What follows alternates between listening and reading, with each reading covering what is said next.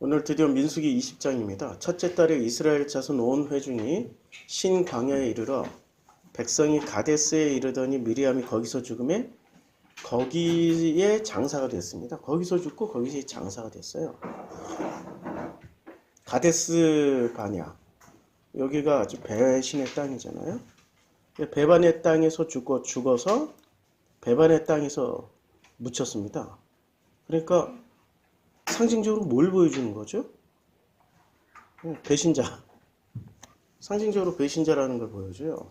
신명기에서도 이렇게 확증을 시켜줍니다. 신명기 24장 9절에서 너희는 애굽에서 나오는 길에서 내 하나님 여호와께서 미리암에게 행하신 일을 기억할지니라. 이렇게 미리암에게 행하신 일이 좋은 일이었어요? 안 좋은 일이었어요? 안 좋은 일이었죠. 안 좋은 일. 그러니까 어떤 일을 행하셨는지를 보여주시냐면 미리암 12장 민수기 12장에서 보면 12장에서 11장으로 넘어 12장 미리암이 결국에는 구스 여자를 취하였으므로 미리암과 아론이 모세를 비방했습니다. 여호와께서 그들을 향하여 진노하셨어요. 굉장히 진노하셨어요. 그래 그 어떤 일이 벌어졌니? 미리암은 나병에 걸려 눈과 같더라. 예, 나병에 걸린 사건입니다. 미리암을 기억하라는 것은 나병에 걸렸어요.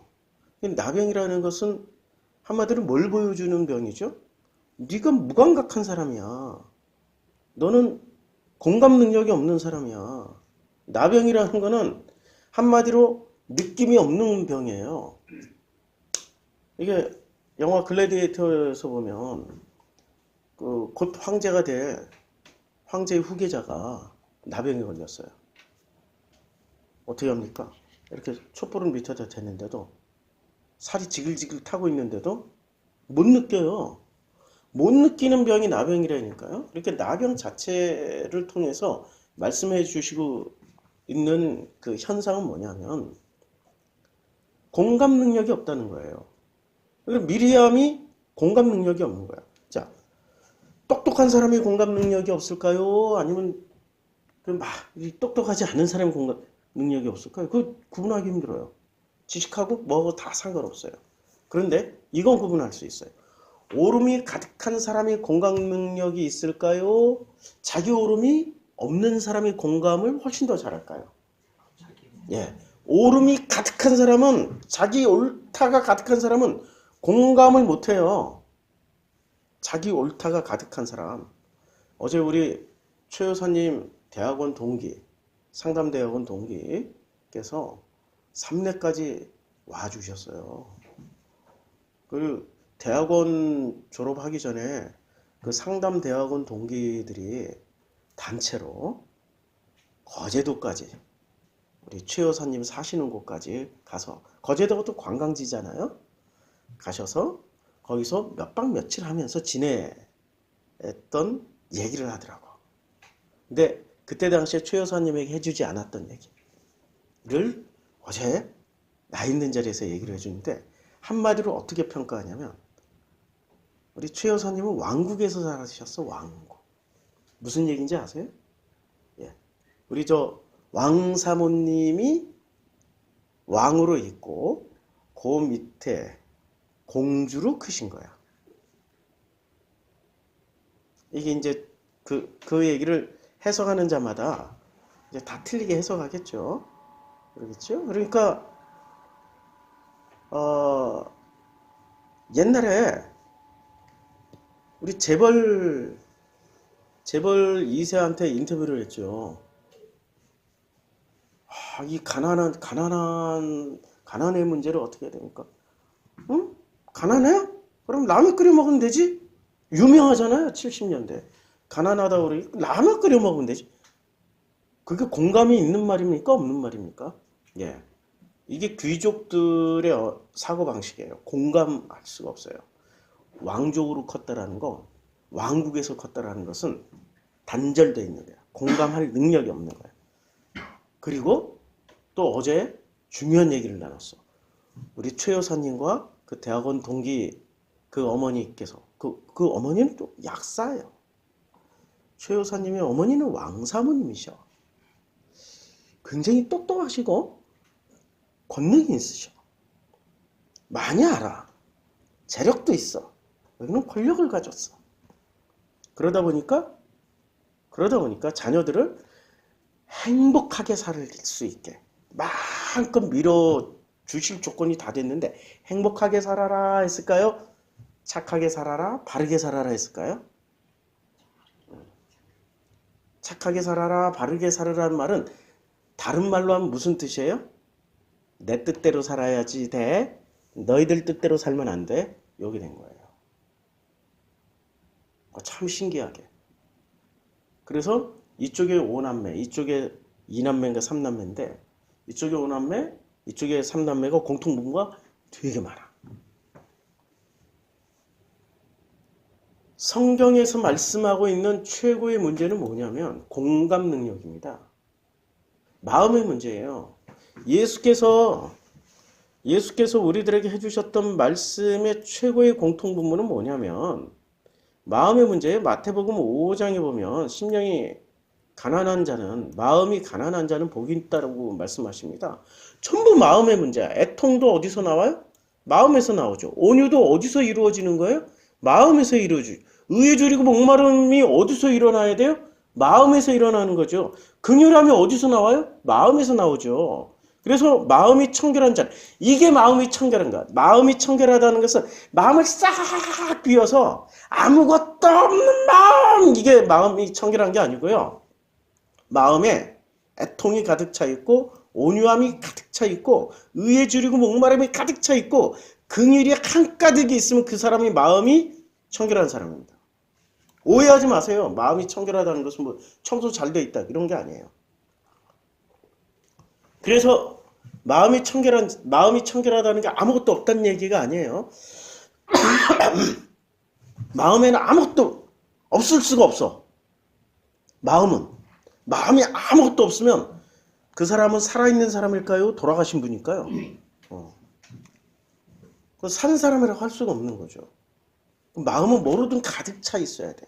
뭐로 가득 차 있어야 돼?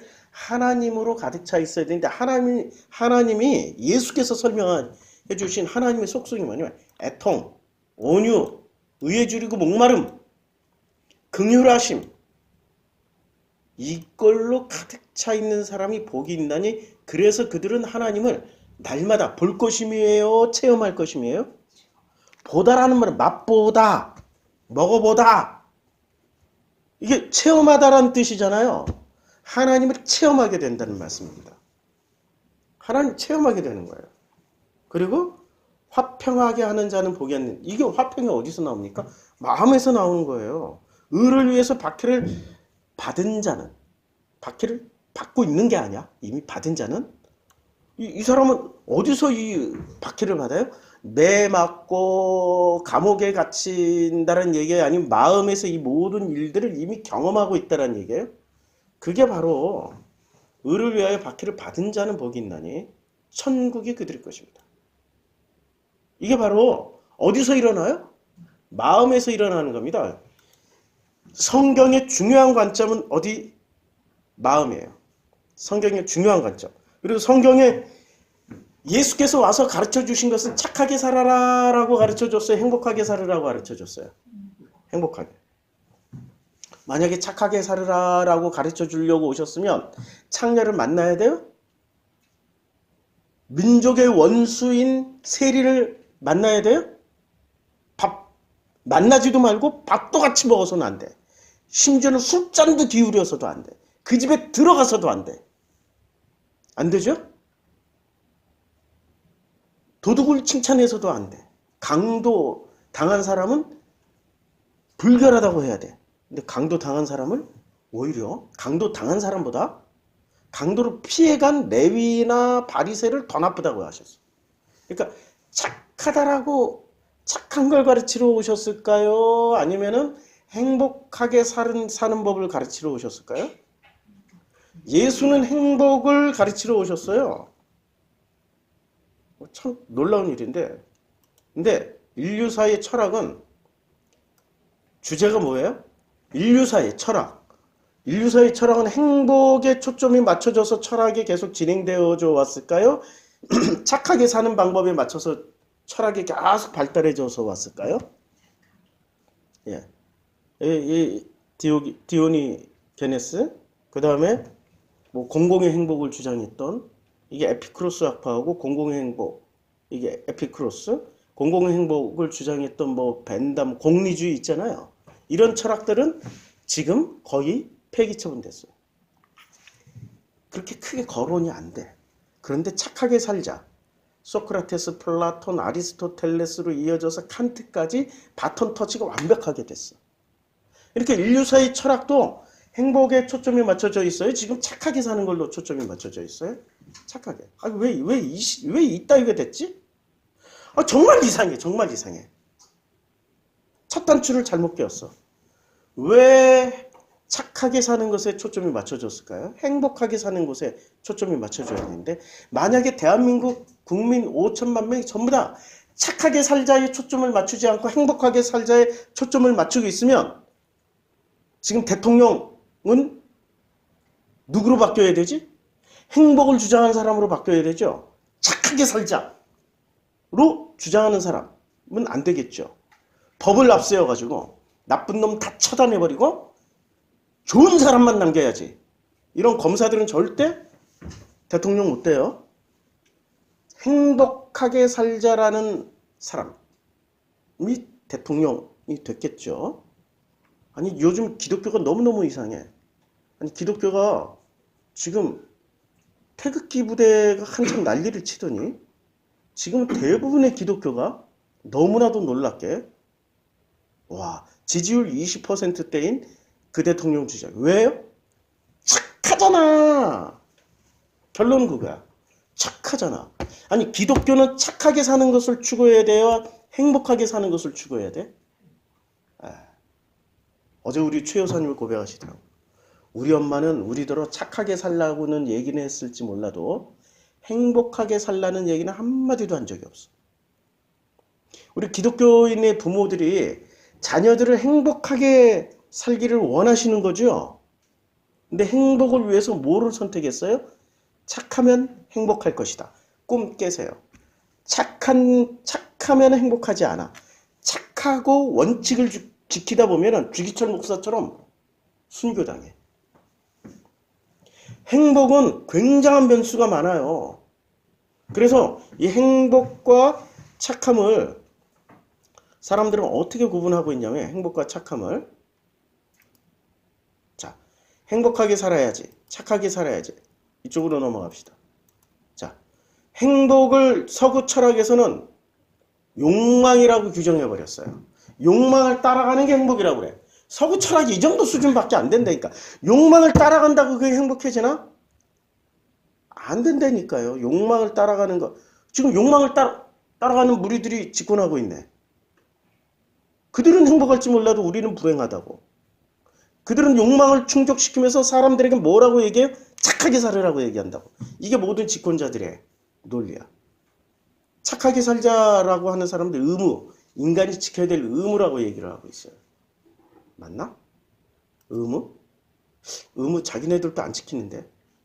참 이게 아이러니야, 아이러니. 자, 오늘 제가 설교 제목 진짜 길게 썼어요. 자, 착하게 살 것인가, 행복하게 살 것인가. 선택해 보세요. 우리 성도님들은 앞으로 행복하자. 우리 성도님 100%야. 그런데 다른 교회 가서 얘기하면 뭘 선택할까요? 착하게 살자, 착하게 살자. 이거는 동네에 가면은 동네 비석이 하나 꼭 동네 입구마다 세워져 있어. 착하게 살자. 주로 누가 이렇게 써놔요? 우리 깍두기 형님들이. 깍두기 형님들이 착하게 못 사니까, 아니, 걔들이 착하게 살자라고 꼭 비석 붙여놓은 그 동네는 착한 사람이 많을까요? 이제 험난한 사람들이 많을까요? 아, 우리 안 봐도 삼천리죠. 안 봐도 가훈이 착하게 살자 이러면 그 집안은 착한 사람들이 많아서 착하게 살자라고 할까요? 하도 못된 놈들이 많으니까 착하게 살자라고 했을까? 그쵸?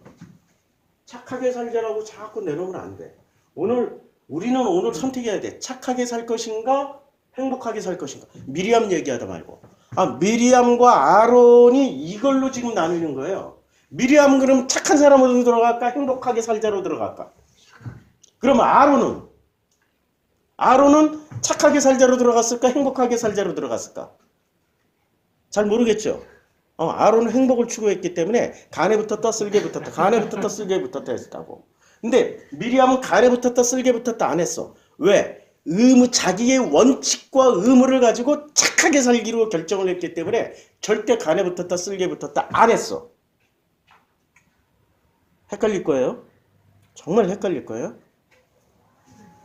착하게 살 것인가 행복하게 살 것인가. 자 아예 써놨어. 잊어버리지 않으려고.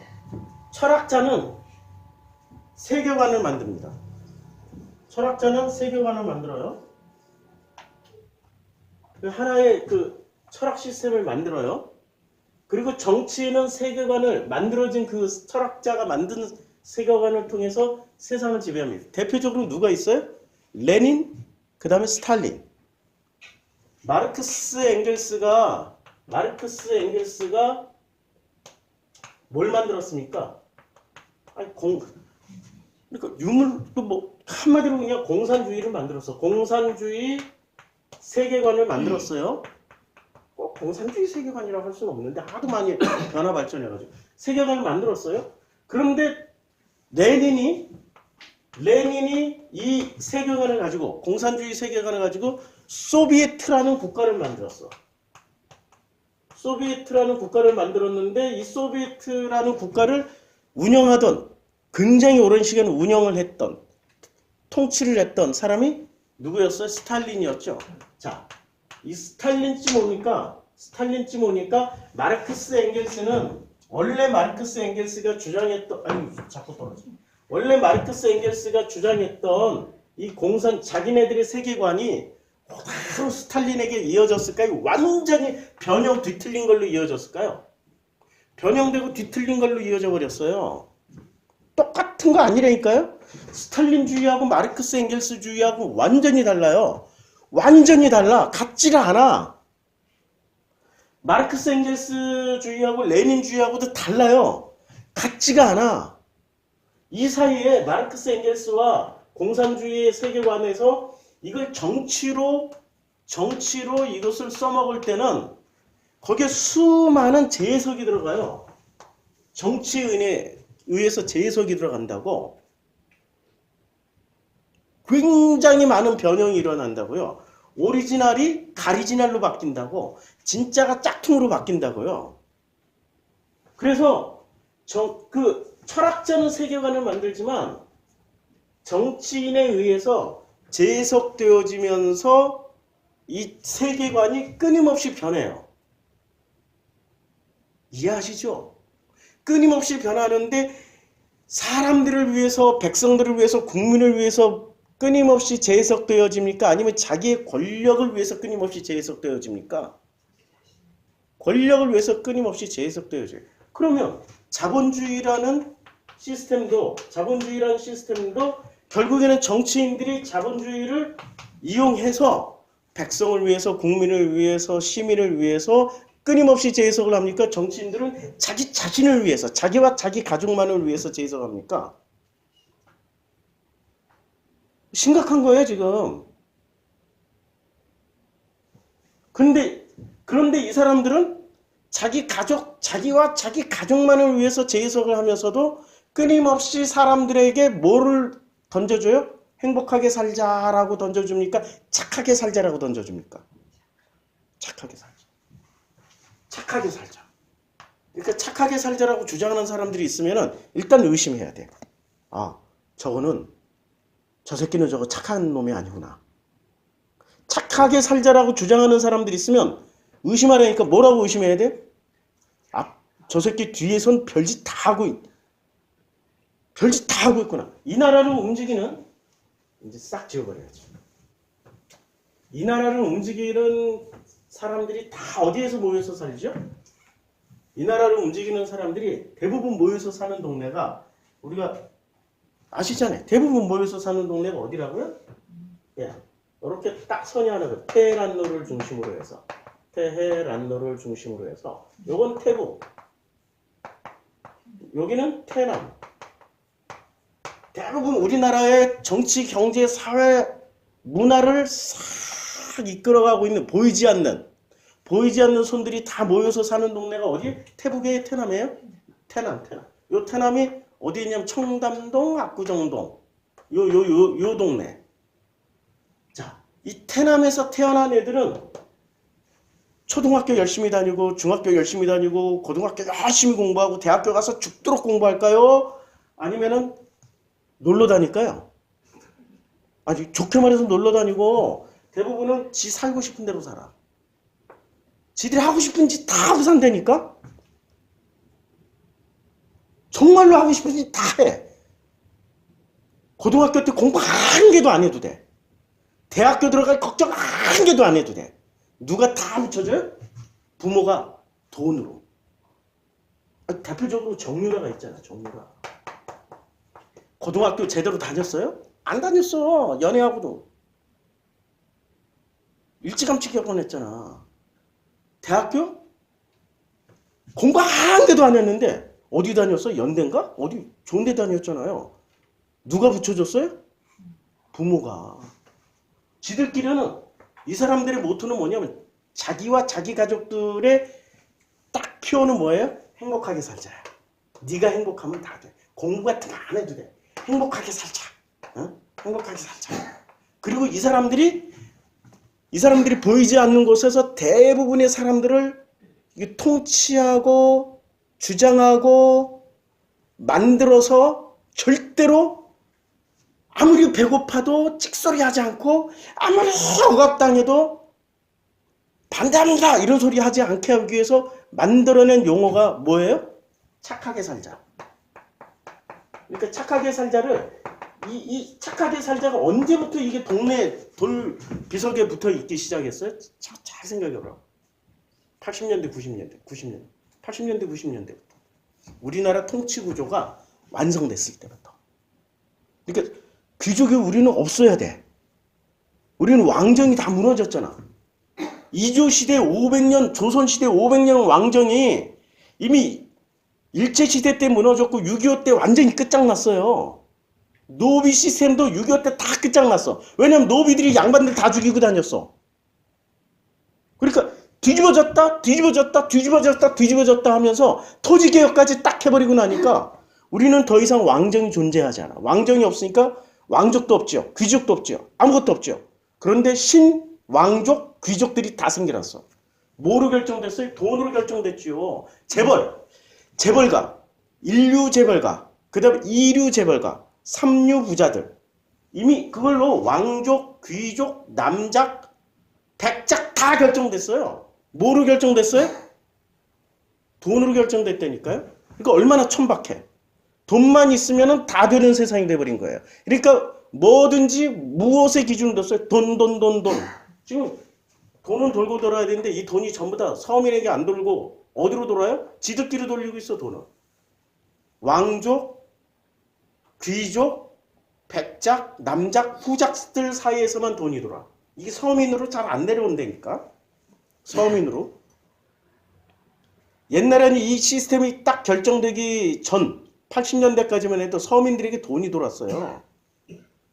왕족, 귀족, 백작, 남작, 후작 시스템이 결정되기 전까지만 해도. 그러니까 동네 구멍가게가 됐다고. 구멍가게가 됐고 동네 음식점이 됐고 동네 그냥 어디 야 이런 포장마차 될까 했는데도 너무 잘 돼. 왜냐면 이게 소비 구조가 돈은 돌고 돌아야 되는데 돈이 이제는 그전에는 서민들 사이까지 돈이 돌았는데 지금은 돈이 어디서만 돈다고요? 왕족, 귀족, 백작, 남작, 후작 사이들면서 돈다고. 그러면 이 돈은 대한민국에서 쓰여질까? 아주 멋진 외국에서 쓰여질까? 보통 이제 한국에서 안 놀아요. 어디서 놀아요? 시드니 하버브리지 아래 거기에 요트 한 대 탁 띄워놓고 이 백작 남자 후작 자식들이 여기서 그 아들들이 연예인들 불러다가 안 그럴 것 같죠? 쟤들은 그러고 논다니까 그걸 행복이라고 추구하고 있는 거야. 행복의 기준이 너무 천박하게 타락해. 행복의 기준은 몇 가지가 있다고 지난주 설교했는데 행복의 기준. 가장 큰 행복의 기준은 자기 욕망을 이루는 게 아니라 보람을 이루는 거야. 보람. 삶의 의미를 찾는 거야. 이게 행복의 기준이라고요. 제가 지금 설교를 하는 게 아니라 무슨 철학 강의를 하는 거예요. 정치 철학. 성경의 한 줄을 이해를 하려면은 도서관 한 개의 분량의 그 지식이 있어야 해석을 할 수 있어요. 미리암 아론 얘기하는데 왜 이런 얘기를 하냐고. 왜 이런 얘기를 하냐고. 미리암 아론 얘기를 해야 되는데 이 세상의 모든 게 다 구조가 뒤집어져 있어서 그러니까 우리는 제대로 판단을 못하는 거예요.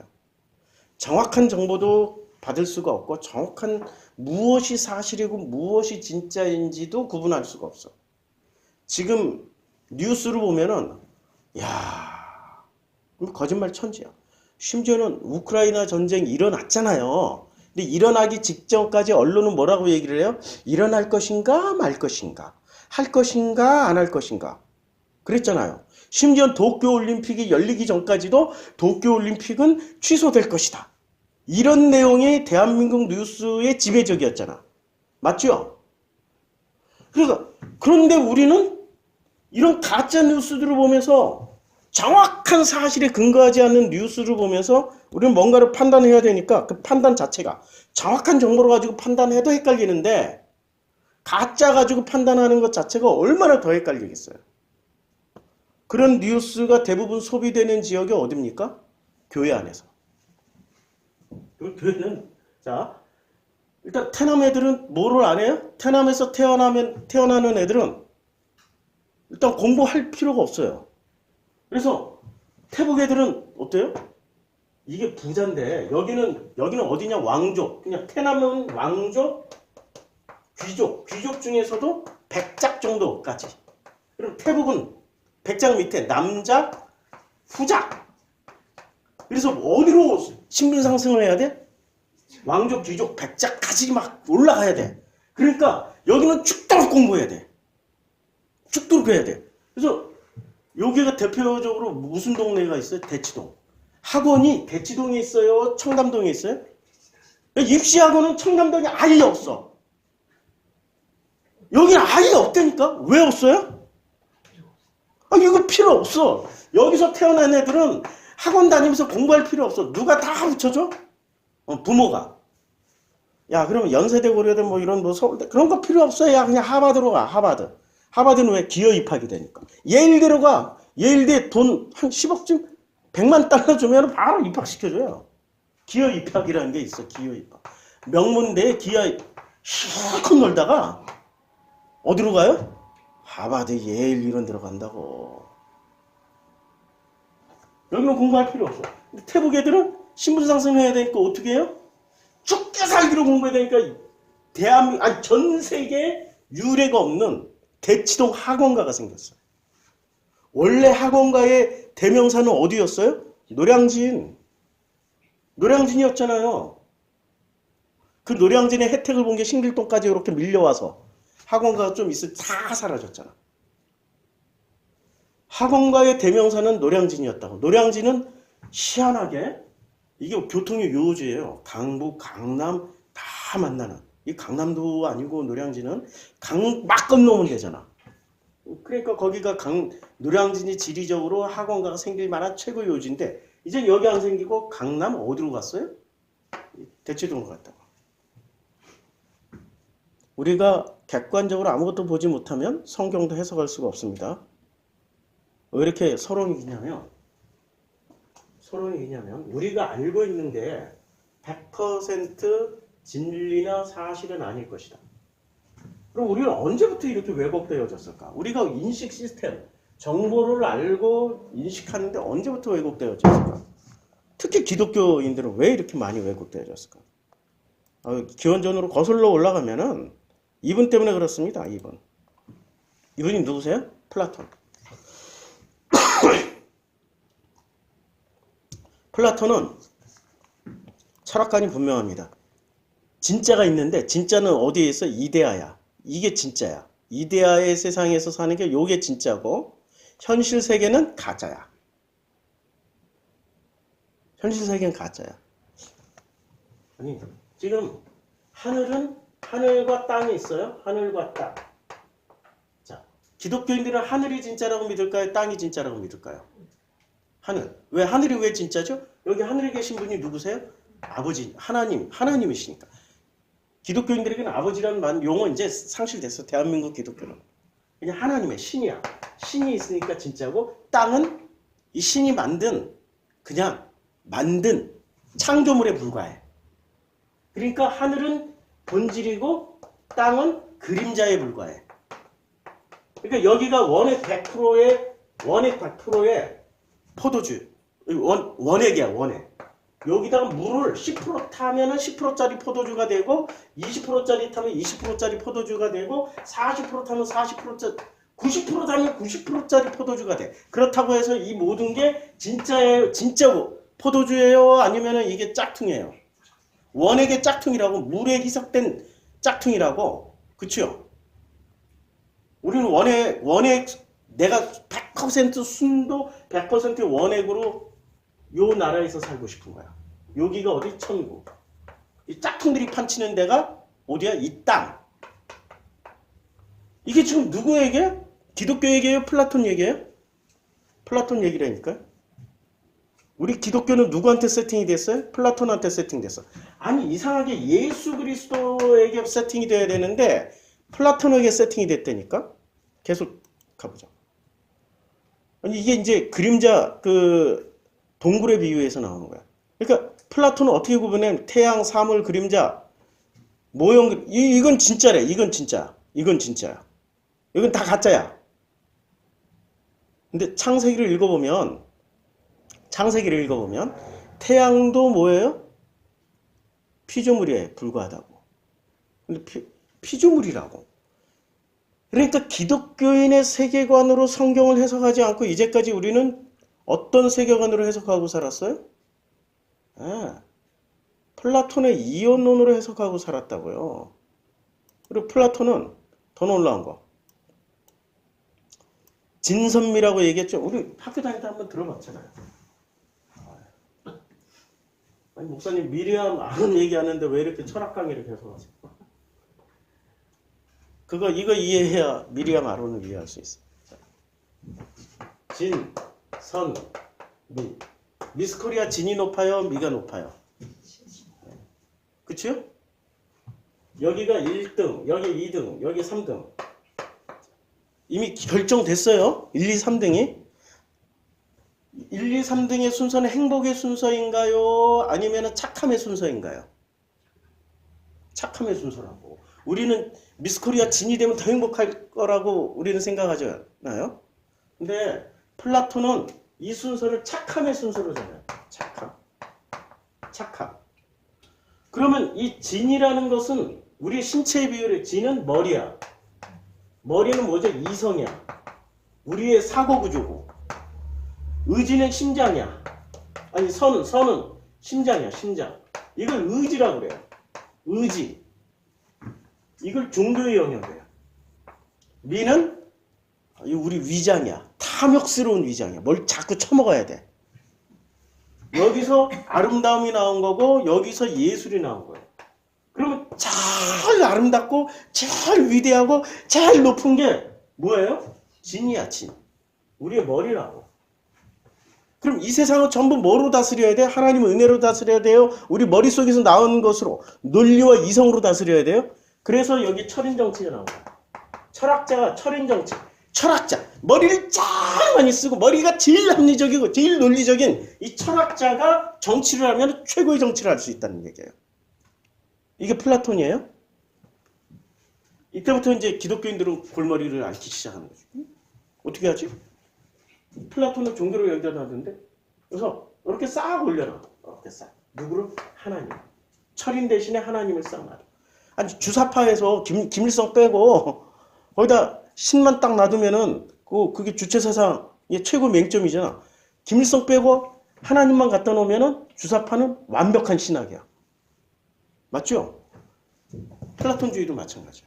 그러니까 플라톤 철학의 기본이 뭐가 되어 있냐면은 하나님이 높아요. 요 종교이신 이 하나님이 높아요. 머리를 가진 사람이 높아요. 누가 1등이야?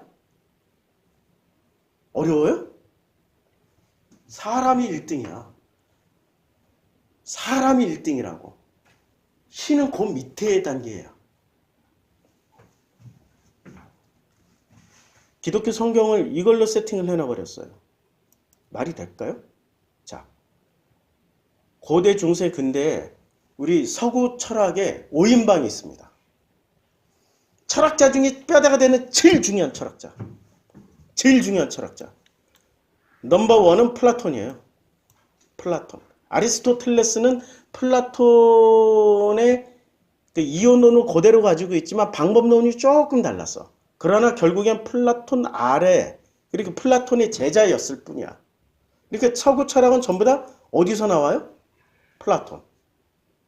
그리고 플라톤주의와 아리스토텔레스주의를 살짝 버무려서 신정일치를 만든 그 신은 위대하시다라고 말씀하신 게 토마스 아퀴나스고, 칸트는 플라톤에서 뭐를 가져가면 착함을 가져갔어요. 선함, 착함을 가져갔고, 헤겔은 이 선함, 플라톤과 아리스토텔레스를 버무려 가지고 플라톤과 아리스토텔레스가 정반합 하다 보면 신을 만날 것이다. 절대정식, 가이스트를 만날 것이다. 라고 얘기한 거예요. 그러니까 이 다섯 명이 유럽 철학의, 그러니까 서구 철학의 빅5입니다. 빅5. 근데 이 중에서 다 이해할 필요 없어. 누구만 이해하면 다 이해가 돼요? 뿌리. 이 철학의, 빅5의 철학의 뿌리? 플라톤만 이해하면 돼. 아니, 목사님 니체도 있고, 하이데거도 있고, 뭐, 비트겐슈타인도 있고, 뭐, 이런데. 이런 분들은 아직 서구 철학에서 검증 중이야. 주류가 아니라고. 주류는 누구예요? 빅5. 그 중에서도 뿌리 중에 뿌리는 누구라고요? 플라톤입니다. 그럼 성경은 어느 철학의 기초에서 쓰여졌어요? 플라톤. 이제 이게 문제야. 플라톤. 이 플라톤과 칸트는 일맥상통하게 뭐를 주장하고 있어요? 아니, 행복하게 살자예요? 착하게 살자예요? 착하게 살자. 이분들은 세계관을 뭐로 만들었냐면 착하게 살자. 왜냐면 진짜 착한 게 뭔지 모르니까 이 사람들이 착하게 살자라는 주제로 만들었어. 이런 세계관을 만들었어. 착하게 살자를 이제 이런 세계관을 만들었고, 이 세계관을 붙잡은 정치인들이 나타났을 거 아니에요. 그렇죠? 이 정치인들이 지금 과거에도 있었고 지금도 있고 앞으로도 있을 거란 말이에요. 근데 이 정치인들이 착하게 살자를 진짜로 착하게 사는 시스템으로 만들어 놨을까요? 아니면은 지들끼리만 행복하고 나머지는 착하게 살아. 절대 반란 일으키면 안 돼. 밀란 일으켜도 안 돼. 소유를 일으켜도 안 돼. 데모해도 안 돼. 너희들 소리를 질러도 안 돼. 이렇게 만들어 놨을까요? 이게 지금 서구 철학을 끊임없이 이 세계가 소비하고 그것을 이용하는 까닭이에요. 착하게 살자. 근데 예수는 반대로 착하게 살자예요? 행복하게 살자예요? 아니, 행복하게 살자야. 행복하자. 이게 예수야. 이게 예수의 세계관이었어. 예수의 세계관. 오리지널로 가자고. 짝퉁 말고. 이 짝퉁부터 얘기할게. 그러니까 이 세계관을 누가 붙잡았어요? 행복하자를 누가 붙잡았어요? 교회가 붙잡아야 되는 거죠. 근데 교회가 붙잡아야 되는데 이 교회가 행복하자라고 해요? 아니면 착하게 살자라고 얘기를 해요? 와, 그러면 어디로 넘어갔어 지금? 예수 복음에서 어디로 건너갔냐고? 플라톤으로 넘어갔지. 우리 이제까지 속한 사람, 아니 거대한 거짓말은 잘 모른다니까? 한 명 죽이면 살인자지만 한 10,000명쯤 죽이면 그때부터 뭐가 된다고요? 나폴레옹이 얘기했다고. 영웅이 된다고. 그러니까 우리는 거대한 것을, 너무 큰 것은 위대하게 봐. 너무 큰 거짓말이니까 이거는 거대한 거짓말이에요. 거대한 거짓말. 너무나도 큰 거짓말. 빅 거짓말. 이 빅 거짓말이야. 예수가 와서 전한 건 뭐예요? 행복하게 살자야. 행복하자야. 누구로 인해서 행복할 수 있어요? 아버지 하나님으로 인해서 행복하자고. 왜 행복할 수 있어? 너희가 하나님을 섬기는 게 아니라 하나님이 너희를 섬겨주시잖아. 그 자리가 어디예요? 그 자리가 광야야, 광야. 그리고 민수기를 공부하는 거지. 광야에서 이거 배우는 거야. 행복하게 살자를 배우는데, 행복하게 살자를 배우는데 가장 큰 걸림돌이 탁 하고 나타났어. 그분이 이름이 뭐라고? 미리암.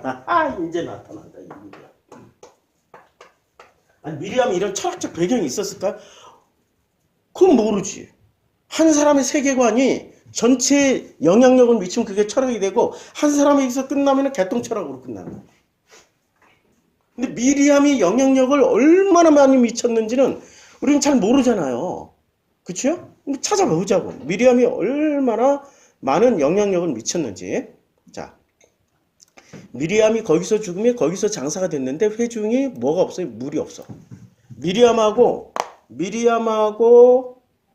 물은 밀접한 관계가 있는 거 아세요? 잘 모르시죠? 자, 출애굽기 15장을 가서 보면 출애굽기 15장에 이제 미리암이 등장하십니다. 미리암이 등장하시는데 미리암이 아론의 누이 선지자 미리암이야. 선지자 미리암이라고 얘기를 했다고 해서 성경에 이렇게 드러났다고 해서 미리암이 선지자일까요? 아니면 백성들이 그냥 선지자라고 불렀던 걸까요? 지금 이때의 선지자는 누구만 있어야 돼요? 모세만 있어야 된다고. 그럼 미리암은 백성들 사이에서 뭐가 되어 있어요? 자, 미리암은 이미 백성들 사이에서 선지자야. 백성들 사이에서 선지자야. 그러면 구세력이에요, 신세력이에요? 구세력이지. 신세력은 누구야? 모세. 모세가 신세력이야. 새로운 걸 가지고 들어왔잖아, 지금. 근데 기존의 것은 누가 가지고 있었어요? 미리암. 그럼 미리암은 이 구세력의 특징은 전부 다 뭐야? 착하게 살자야. 그럼 신세력은 행복하자. 예수 대 바리새는 이게 미리암이고 이게 바리새. 바리새는 착하게 살자예요, 행복하게 살자예요. 바리새 생각하면 되게 쉽죠? 착하게 살자야. 바리새는 착하게 살자. 뭐를 지켜서? 율법 지켜서 착하게 살자. 바리새는 율법 지켜서 착하게 살자야. 이해하시죠? 그럼 예수는 율법을 완성시켜야 되는 거지. 율법을 지킨다고 그게 행복해지는 게 아니야. 율법이 완성될 때 행복해지는 거야. 예수는 신세력이잖아. 바리새는 구세력이고. 그러니까 예수는 행복하게 살자. 이해가 되죠? 그러니까 이 구도란 말이야. 이 구도. 자, 선지자라고 아무도 임명 안 했어요. 근데 백성들 사이에서 선지자가 돼 있어요. 그런데 선지자가 손에 소고를 잡으며 모든 여인도 그를 따라 나오며 모든 여인들이야. 그러니까 지금 광야에 나온 백성의 여자들이 절반일 거 아니에요. 절반이 누구를 따라다녀요? 미리암을 따라다녀요. 미리암이 그들에게 화답하여 이르되 너희는 여호와를 찬송하라. 그는 높고 영화로운 말과 그 탄자를 바다에 던지셨습니다. 틀린 게 있어요, 없어요? 틀린 거 없죠. 모세가 홍해에서 이스라엘을 인도하며 그들이 나와서 수르 광야로 들어와서 거기서 이제 사흘 길을 걸어. 그러니까 이제 사흘 길을 걸었으나 뭐를 얻지 못해? 물을 얻지 못하고. 그건 물이 써서 마시지 못하겠으므로 이름 말하라 했어요. 그러니까 바로 미리암이 등장하자 뒤에 뭐가 없어요? 물을 못 마시는 거야. 그러니까 백성이 모세에게 원망하기를 우리가 무엇을 마실까 하며 모세가 여호와께 부르짖었더니 한 나무를 가리키가 그가 물에 던지니 물이 달게 되었더라. 그러니까 미리암 이꼴 바로 뭐가 나와요? 물 문제가 난다고. 미리암과 물은 굉장히 밀접한 관계가 있어. 미리암이 거기서 죽으면 거기서 장사가 됐는데 바로 회중에 또 뭐가 없어요? 물이 없어. 신기하죠? 아니 이게 목사님 그거 우연 아닐까요? 성경에 우연이 어디 있어? 아니 성경에 의도가 어디 있냐고. 아니 우연이 어디 있냐고. 성경에는 우연 없어요. 성경은 철저하게 기획작품입니다. 의도를 가지고 철저한 오랜 시간을 거쳐서 편집을 했고 철저하게 어떤 의도를 가지고 쓰여진 게 성경이라고요. 그렇게 이해를 하면 미리암과 물은 반드시 밀접한 연관이 있는데 언제나 미리암이 등장하신 그 장면 다음에는 무슨 문제? 물 부족 사태가 일어나. 물 부족. 그러니까 물 부족이 일어나면서 백성과 모세가 꼭 싸워요. 이해가 되죠? 15장도 그렇다니까? 백성과 모세가, 백성이 모세에게 원망하여 이르되, 그러니까 반드시 이거 15장, 출애굽기 15장도 이렇고 지금 민수기 20장 3절도 백성이 모세와 다투어 말하되 우리 형제들이 여호와 앞에서 죽을 때에 우리도 죽었더라면 좋을 뻔하였도다. 너희가 어찌하여 여호와의 회중을 이 광야로 인도하여 우리와 우리 짐승이 다 여기서 죽게 하느냐.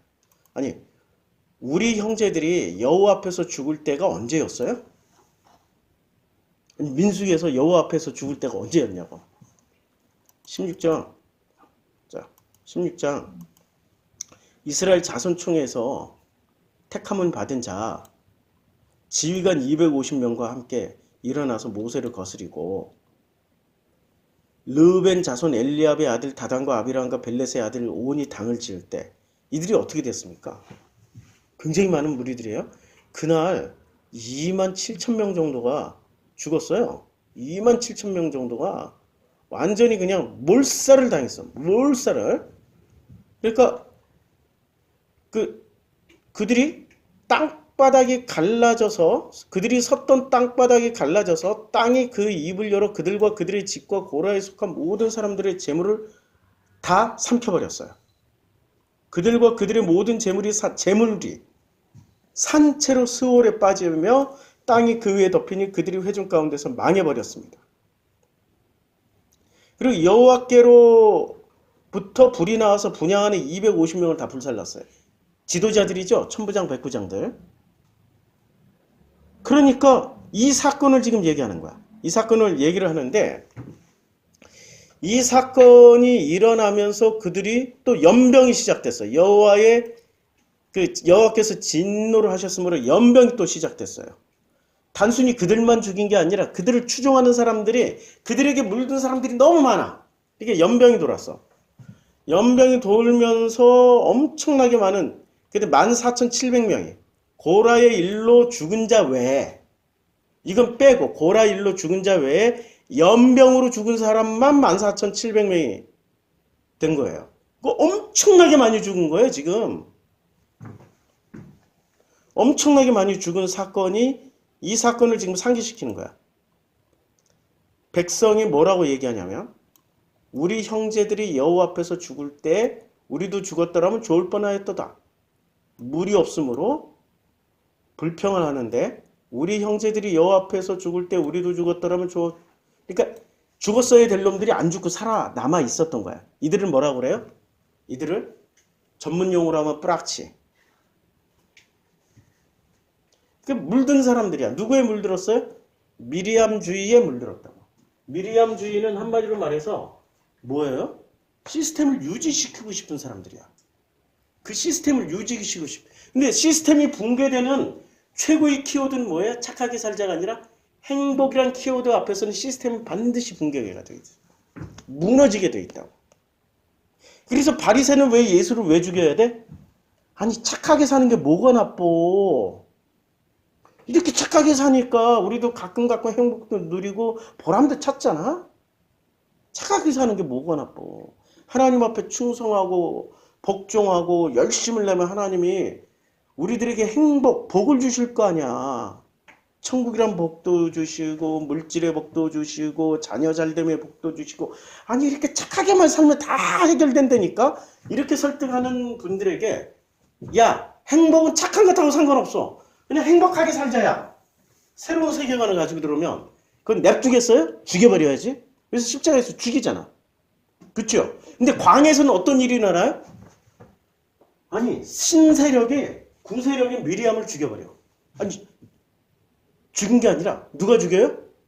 하나님이 죽여. 무섭다니까? 그리고 광야에 나가면은 누가 제일 벌벌벌 떨고 있어야 돼요? 행복하게 살자야, 착하게 살자야. 착하게 살자는 한마디로 구세력들이야. 이 사람들이 제일 무서운 거야. 그러니까 이 사람들은 자기네들이 살기 위해서 끊임없이 하나님 대 자기와의 싸움에서 이기기 위해서는 뭐를 해? 당을 짓고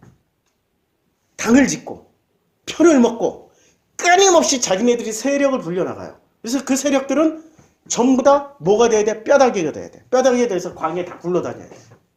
반드시 다 죽어야 돼. 이걸 전문용어로 뭐라고 그러는 줄 아세요? 그걸 혁명이라고 그러고 개혁이라고 불러요. 광야에서 뭐가 이루어져요? 혁명과 개혁이 이루어지는 데가 광야야. 그럼 우리는 지금 광야에 나와 있지. 그럼 내 안에 뭐가 이루어져야 돼? 혁명과 개혁이 이루어져야 되는데, 그런데 그걸 꽉 붙잡고 혁명이 일어나면 안 돼, 개혁이 일어나면 안 돼 하고 꽉 붙잡고 있는 게 뭐라고요? 내 속에 있는 이 구세력들이, 내 속에 있는 이 미리암주의들이 옅은 편을 찾아다녀야 돼. 내 속에서. 내 마음의 편들이 좀 남아있어야 되잖아. 내 마음의 편들이. 근데 예수로 말미암아서 심령이 가난해진 자들은 내 마음에서 편을 들 것이 있다 없다? 없다. 근데 내 마음이 하나도 청결해지지 않고 내 마음이 하나도 가난해지지 않으면은 내 편을 들 놈들이 무지하게 많다. 착하게 살아야지, 바르게 살아야지. 우리의 기준은 그거 아니야? 이렇게 얘기하는 거지. 그리고 성경을 거꾸로 해석해. 이것들은 정말 무서워. 성경을 얼마나 거꾸로 해석하냐면, 착하게 살고 바르게 살려면 어떻게 해야 돼? 자, 심령이 가난해져야 돼? 아니면 심령이 지식으로 가득 차 있어야 돼? 애통하는 게 이게 행복이야? 이거 불행이라니까. 가슴 찢어지는 아픔이라니까. 이건 행복이야, 불행이야? 생각해봐요. 애통이 행복의 조건이에요, 불행의 조건이에요? 그치요? 온유함이 행복의 조건이에요, 불행의 조건이에요? 반반이지. 이건 온유하게 살았더니, 이제 착함이잖아요. 이건 온유하게 살았더니 복이 오더라. 근데 이 사람들이 얘기하는 온유와 지금 모세의 온유가 같아요? 다르다니까. 온유의 기준을 확 바꿔버렸어. 그래서 예수가 온유의 기준을 다시 설명해 주죠. 온유한 자는 복이 있나니. 모세가 그걸 어떻게 보여줬어요? 온유하면 무조건 견디고 인내하고 참는 게 온유가 아니고 어떻게 해야 돼? 하나님 앞에 엎드려 버리는 게 온유라고. 사람 앞에 엎드리는 게 아니라. 그게 온유라고. 의에 주르고 목마르면 복을 받아요? 패가 망신해요? 멸족당해요? 의에 주르고 목마른 사람들이 1970년대, 80년대 열심히 했다가 광주에서 죽고, 감옥에서 죽고, 고문당해서 죽고, 한숨 나오잖아. 일제시대 때 의에 주르고 목마르라서 독립운동 했다가 이리 죽고 저리 죽고, 조선시대 불의한 이 왕의 폭정에 그냥 이렇게 손들었다가 삼족에 멸족당하고, 의에 주르고 목마른 자는 복이 있다라고 얘기하는 게 신세력이에요, 구세력이에요? 이건 신세력이 얘기하니까 누가 불편해져? 구세력이 불편해지죠. 긍휼히 여기는 자는 되게 좋지요.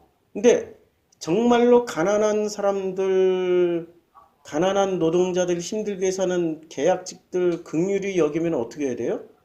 제도 좀 바꾸고 법 좀 바꾸자고 이렇게 나오면은 불편해지는 분들이 있지. 이분들 안 되는 거지. 그러니까 긍휼해도 안 돼. 공감을 해도 안 된다니까. 그래서 기독교는 끊임없이 세대를 거듭하면 거듭할수록 정치권에 길들여지게 마련이야. 예수의 말씀대로 안 살고 누구의 말씀대로 살아요? 정치인의 말씀대로 살아. 그리고 지들은 천국 간다고 굳건하게 믿어. 왜? 착하게 살았으니까. 뭘로 착하게 살았어? 정치가 가이드라인 쳐준 대로 절대로 한 걸음 밖으로 안 나갔으니까. 그걸 착한 거라고 착각하고 있어. 그건 착한 게 아니라니까. 속아 넘어간 거라니까. 착하다라는 것은 하나님 보시기에 착해야지. 왜 당신들이 착한 기준을 정해놓고 여긴 착한 사람, 여기는 나쁜 사람, 그래서 요 착한 사람은 파랑이, 여기는 빨갱이 다 죽어야 돼. 이런 식으로 나눠버리냐고. 하나님은 그렇게 나눴어요? 이데올로기가 나눴어요? 정치인이 나눴어요? 정치인이 이데올로기를 만들어서 나눠버렸잖아. 하나님은 그렇게 안 나눠요. 그러니까 지금 이 백성들이 원하는 게 뭐예요? 이 백성들이 원하는 거는 계속탕. 우리 형제들이 여호와 앞에서 죽을 때 우리도 죽었더라면 좋았을 뻔하였도다. 이제 뭐가 좀 바뀌긴 해서 뻔하였도다. 확실하게 이렇게 100%로 얘기를 안 해. 잘못 얘기했다고 어떻게 돼요? 진짜 죽을 것 같으니까. 아, 진짜 이 광야 나오는 사람들이 머리를 진짜 많이 써. 그래서 이제 너희가 누구예요? 너희가 모세와 아론이 어찌하여 여호와의 회중을 이 광야로 인도하여 우리와 우리 짐승이 다 여기서 죽게 하느냐. 여호와의 회중 어디서 많이 들었죠? 여호와의 총회. 지들이 아직도 뭐가 되어 있어요? 우리가 결정하면 하나님이 우리를 따라오는 거지. 그러니까 여호와의 회중, 여호와의 총회라는 단어를 끊임없이 씁니다. 하나님 높아, 지들이 높아. 아니 한 50만 명 된 교회 당회장이 높아, 하나님 높아? 우리 검증 끝났잖아. 10만 명 명성상회에 당회장님이 높아요, 하나님 높아요? 그래서 부목사들은 예수에게 충성해야 돼, 당회장에게 충성해야 돼? 결론 났잖아 이미. 여호와의 총회, 여호와의 회중이 훨씬 높잖아. 절대 하나님이 안 높아요. 숫자가 힘이야. 그러니까 이 사람들은 끊임없이 회중, 총회, 숫자를 강조한다고. 여기는 그 수가 많습니다. 수. 성경을 읽을 때는 자꾸 우리가 예수의 말씀을 배우려고 읽는 거죠. 자, 예수의 말씀을 읽어보자고요. 예수의 말씀이 얼마나 무서운지. 예수의 말씀이, 자, 예수께서 말씀하십니다. 좁은 문으로 들어가라. 멸망으로 인도하는 문은 크고 그 길이 넓어 그리로 들어가는 자가 많고, 생명으로 인도하는 문은 좁고 뭐가요? 길이 협착하여 찾는 자가 적다. 여기가 찾는 자가 많아요? 여기가 많아요? 여기 훨씬 많죠. 여기 들어가기도 쉬워. 여기 문이 넓어가지고 다 들어가. 여기 문이 좁아. 우리는 얼핏 생각하면 행복하게 살고 싶어 하는데 행복을 선택 안 한다니까? 행복하기 위해서 뭐를 선택해? 착하게 살면은 행복하게 해줄 거예요 라고 잘못 배운 거야. 아니야. 착하게 사는 것과 행복하고는 상관이 없어. 예수 보세요. 술도 한잔 했고, 아니 한 잔이야. 많이 마셨지. 예수의 추종자들이 결국에는 바울 빼고 예수의 12제자들 하도 많이 마셔야 되니까 초대교회 때 저 술꾼들이야 이런 얘기가 나올 정도로. 근데 바울은 술 드셨어요? 안 드셨어. 바울은 연애했어? 안 했어. 바울은 법을 잘 지켰어. 로마에 가면 로마의 법을 따르고 아테네 가면 아테네의 법을 따랐어. 법을 잘 지켰어. 그러니까 바울은 어디에 들어가요? 구질서에 들어가요? 신질서에 들어가요? 신질서에 들어가요. 아니 구질서에 들어가요. 근데 12제자는 어디로 들어가요? 최소한 초대교회는 어디로 들어가냐면, 자, 초대교회 모습을 보자고요. 사도행전 2장에 가서 보면 초대교회는 어느 질서에 들어가냐면, 이제 성령을 받았어요. 성령을 받고 나니까 너무 놀라운 일이 벌어집니다. 너무 놀라운 일이 벌어지면서 믿는 사람들이, 그들이 사도의 가르침을 받아 서로 교제하고 떡을 떼며 오로지 기도하기를 힘쓰느니라. 우리 지금 사도행전 2장 42절이 지금 우리 교회에서 이루어지고 있어요. 우리 매주 떡을 먹잖아요. 사람마다 두려워하는데 사도들로 말미암아 뭐가 일어나? 기사와 표적이 많이 나타나요. 믿는 사람이 다 함께해서 모든 물건을 서로 통용하고 또 재산과 소유를 팔아 각 사람 필요를 따라 나눠주고. 아니 신질서에 있는 사람들이 이런 거 하냐고. 착하게 살자라고 말을 하면서도 안 한다니까? 안 해. 누가 하냐면 가난한 사람이 가난한 사람을 돕지, 부자들은 돕는 척만 해. 마타도만 한다니까. 계속 돕는 척만 해. 우리나라 부자들이 다 그 가난한 사람 돕는, 아프리카 돕고 우리 가난한 사람들 돕는 돈 다 모아봐야 빌 게이츠 한 사람이 돕는 것만큼 될까요? 안 되니까. 노블리스 오블리지 안 한다니까. 노블리스 오블리지를 안 해. 자, 그런데 누가 해?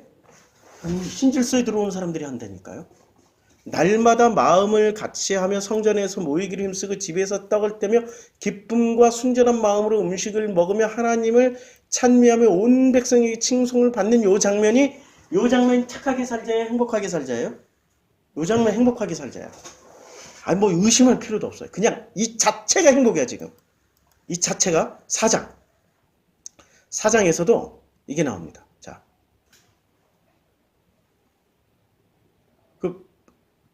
믿는 무리가 한 마음과 한 뜻이 되어 모든 물건을 서로 통용하고 자기 재물을 조금이라도 자기 것이라 하는 이가 하나도 없더라. 신질서예요? 구질서예요? 이거 신질서예요. 순서로 바꾸니까 또 헷갈리시네. 구질서야 신질서야 물었어야 되는데. 사도들이 큰 권능으로 주 예수의 부활을 증언하니 무리가 큰 은혜를 받아 그 중에 가난한 사람이 없으니. 가난한 사람이 없어. 세상에. 이는 밭과 집 있는 자는 팔아 그 판 것의 값을 가져다가 사도들의 발 앞에 두매 그들이 어떻게 돼? 각 사람 필요를 따라 다 나누어져 버렸어요. 이게 구질서예요? 신질서예요? 신질서라니까. 신질서의 대표가 누구예요? 구브로에서 난 레위 지역 사람이 있으니 이름은 요셉이라 사도들이 일컬어 바나바라. 신질서의 대표가 누구야? 바나바였죠. 근데 바나바는 누구에 의해서 강제 은퇴당해요? 네, 구질서에 의해서 강제 은퇴당해요. 신질서가. 그게 사도행전 15장에 나타나는 비극적인 사건입니다. 목사님 뭔 얘기하는지 사람들이 이해할지 못할 수도 있어요. 댓글로 꼭 달아주세요. 제가 댓글에 답을 다 달아드린다는 보장은 안 해. 나도 스트레스 쌓이면 하도 엉터리 같은 댓글 오면은 답 안 해. 괜히 세상에서 가장 어리석은 사람은 누구냐면 가장 바보는 뭐냐면 미련한 자와 싸우는 자예요. 안 싸워. 당신이 이겼어. 윈. 그렇다고 해서 하나님 나라가 바뀌는 건 아니니까. 자, 20장 5절. 여호와의 회중, 뭐를 자랑해요? 숫자. 숫자. 그러니까 넓은 길 가고 있어요? 좁은 길 가고 있어요? 이들이 넓은 길을 가고 있다고. 그들은 언제나 뭐를 두려워해요? 죽음을 두려워해. 착하게 사는 것의 결과는 천국이죠? 그렇게 배웠잖아요. 근데 이들은 왜 죽음을 두려워할까? 죽음은 어디 갔는데? 천국 갔는데 계속 두려워해. 왜 그럴까요? 이게 정답이 아니야, 지금. 아무리 착하게 살아도 죽음이 두려운 거야. 우리 사람이 마지막 죽는데 안 죽으려고 애를 쓰는 분들이 있어. 어떤 분들이요? 왕권사님들. 착하게 열심히 살았는데 마지막 죽음 앞에 서니까 두려운 거야. 천국 갈 자신이 없어. 왕권사님들 뿐만이 아니라 목사들도. 그러니까 죽기 전에 뭐를 해요? 그들이 진짜 착함의 끝판왕을 보여줘요. 교회 전 재산을 기부한다든지, 갑자기 막 선교지에 가가지고 돈을 팍팍 뿌리고 온다든지, 자기 온몸을 헌신해서 막 그냥 죽기까지 막 예수 전하다 간다든지. 예수 전하는 거예요? 착함의 끝판왕을 보여서 하나님 나 구원받게 해주세요 라고 하는 거지. 자, 너희가 어찌하여 우리를 애굽에서 나오게 하여 이 나쁜 곳으로. 여기 광야를 뭐라고 표현했어요? 예. 이곳에는 뭐도 없어. 파종할 것도 없고 무화과도 없고 포도도 없고 석류도 없고 마실 물도 없다. 제일 먼저 뭐가 없어요? 무화과가 없어. 무화과가. 야, 무화과는 금지식품이잖아. 복음에서는 금지식품이에요. 왜요? 짝퉁이니까. 이게 씨도 없는 놈이 열매를 맺는 척하고 있는 거야. 이게 무화과야. 그러니까 마치 생명나무인 것처럼 지가 흉내내고 있는 게 무화과죠. 포도도 없고. 포도는 솔직히 말해서 나무예요, 덩쿨이에요? 그렇죠? 석류도 없고 마실 물도 없다. 여기서 나온 식품들이 성경에서는 A급 식품, 정말 하나님의 식품, 하나님의 그 나무라고 얘기하는 것은 제일 먼저 뭐죠? 올리브. 올리브예요. 씨 가진 열매 맺는 나무야. 언급이 안 됐잖아. 올리브는 안 나오잖아. 그러니까 이것들은 끝까지 뭐를 맺다가는 것들이에요? 무화과, 이 짝퉁만 맺다갈 사람들이야. 그러니까 여기를 이 광야를 뭐라고 표현해요? 이 백성들이 광야를 뭐라고 표현하냐면 나쁜 곳에서. 나쁜 곳이라고 표현을 해요. 우리는 지금 나쁜 곳에 나와 있는 거 맞을까요? 아니면은 하나님께서 우리에게 기회를 주신 기회의 땅으로 나온 걸까요? 그 기회가 뭐예요? 행복하게 살아라는 얘기야. 행복하게 살아. 창세기 1장이 뭐예요? 여섯째 날까지 다 행복의 조건을 만들어 놓고 일곱째 날에 행복을 누려. 그게 안식이야. 라고 말씀해 주신 게 창세기 1장의 목적이잖아요. 근데 우리는 창세기 1장 어떻게 해요? 착하게 사는 법으로 공부를 배웠잖아. 착하게 이렇게 착하게 살면 안식을 누려. 그 안식은 절대 안식이야. 완전히 근심 걱정이 한 개도 없는, 애통도 하지도 않고 긍휼할 필요도 없어. 절대적으로 얘기하잖아요. 그거 다 짝퉁인 거 아시죠? 짝퉁이에요. 모세와 아론이 회중 앞을 떠나 회막문에 이르렀어요. 그리고 회막은 어디? 늘 하나님이 임재하시는 곳. 엎드렸어요. 여호와의 영광이 그들에게 나타나면서 여호와께서 말씀을 하십니다. 지팡이를 가지고 가라는 거예요. 내 형 아론과 함께 회중을 모으고 그들의 목전에서 너희는 반석에게 명령하여 물을 내라. 내가 그 반석에 물을 내게 하여 회중과 그들의 짐승에게 마시게 할지니라. 모세가 명령대로 여호와 앞에서 지팡이를 잡았어요. 모세와 아론이 회중을 그 반석 앞에 모으고 모세가 그들에게 이르되 반역한 너희들이여 들으라. 우리가 너희를 위하여 이 반석에서 물을 내려. 요 말 때문에 모세가 이제 돌아가시는 거지. 모세가 가나안 땅 못 들어가게 된 결정적인 계기가 이거예요. 왜 그랬을까요? 왜 이게 결정적인 계기가 됐을까요? 생각을 해보자고요. 모세는 이 착하게 살자라는 요 뿌리에게 일침을 가하고 싶었다고. 일침을 가하고 싶었어. 근데 일침을 가하고 싶은 게 속마음이야. 근데 하나님 앞에 엎드리는 게 모세의 그동안의 모습이었잖아요. 그걸 하나님이 온 지면에서 네가 가장 뭐라고 했어요? 온유하다고 그랬어. 근데 이게 소리를 지르는 순간 온유가 깨졌어. 그렇죠? 그게 직접적인 이유라니까. 이제 이해가 되죠? 아직 이해가 안 돼요? 이렇게 쉽게 이해를 설명을 해줬는데 이해가 되죠? 모세가 그의 손을 들어서 어떻게 했어요? 지팡이로 반석을 2번 치니 물이 많이 솟아나오므로 회중과 그들의 짐승이 마시니라. 야, 여호와께서 모세와 아론에게 이제 말씀하시는 거야. 물은 나왔는데 너희가 나를 믿지 아니하고. 와, 이게 뭐예요? 지금 안 믿었다고 표현하는 거야. 왜요? 하나님 앞에 엎드렸던 그 심정, 그 마음은 그대로 그냥 엎드려 있으면 되는데 갑자기 자기들의 의지를 가지고 이걸 바꾸려고 한 거야. 한번 혼내면은 쥐가 죽을 때도 찍소리라도 하고 죽고 싶은 게 사람의 심리잖아요.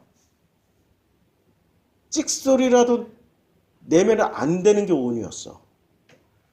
누가 하시겠다는 뜻이에요? 모세 너더러 하라는 얘기야? 아니면 당신이 하시겠다는 뜻이야?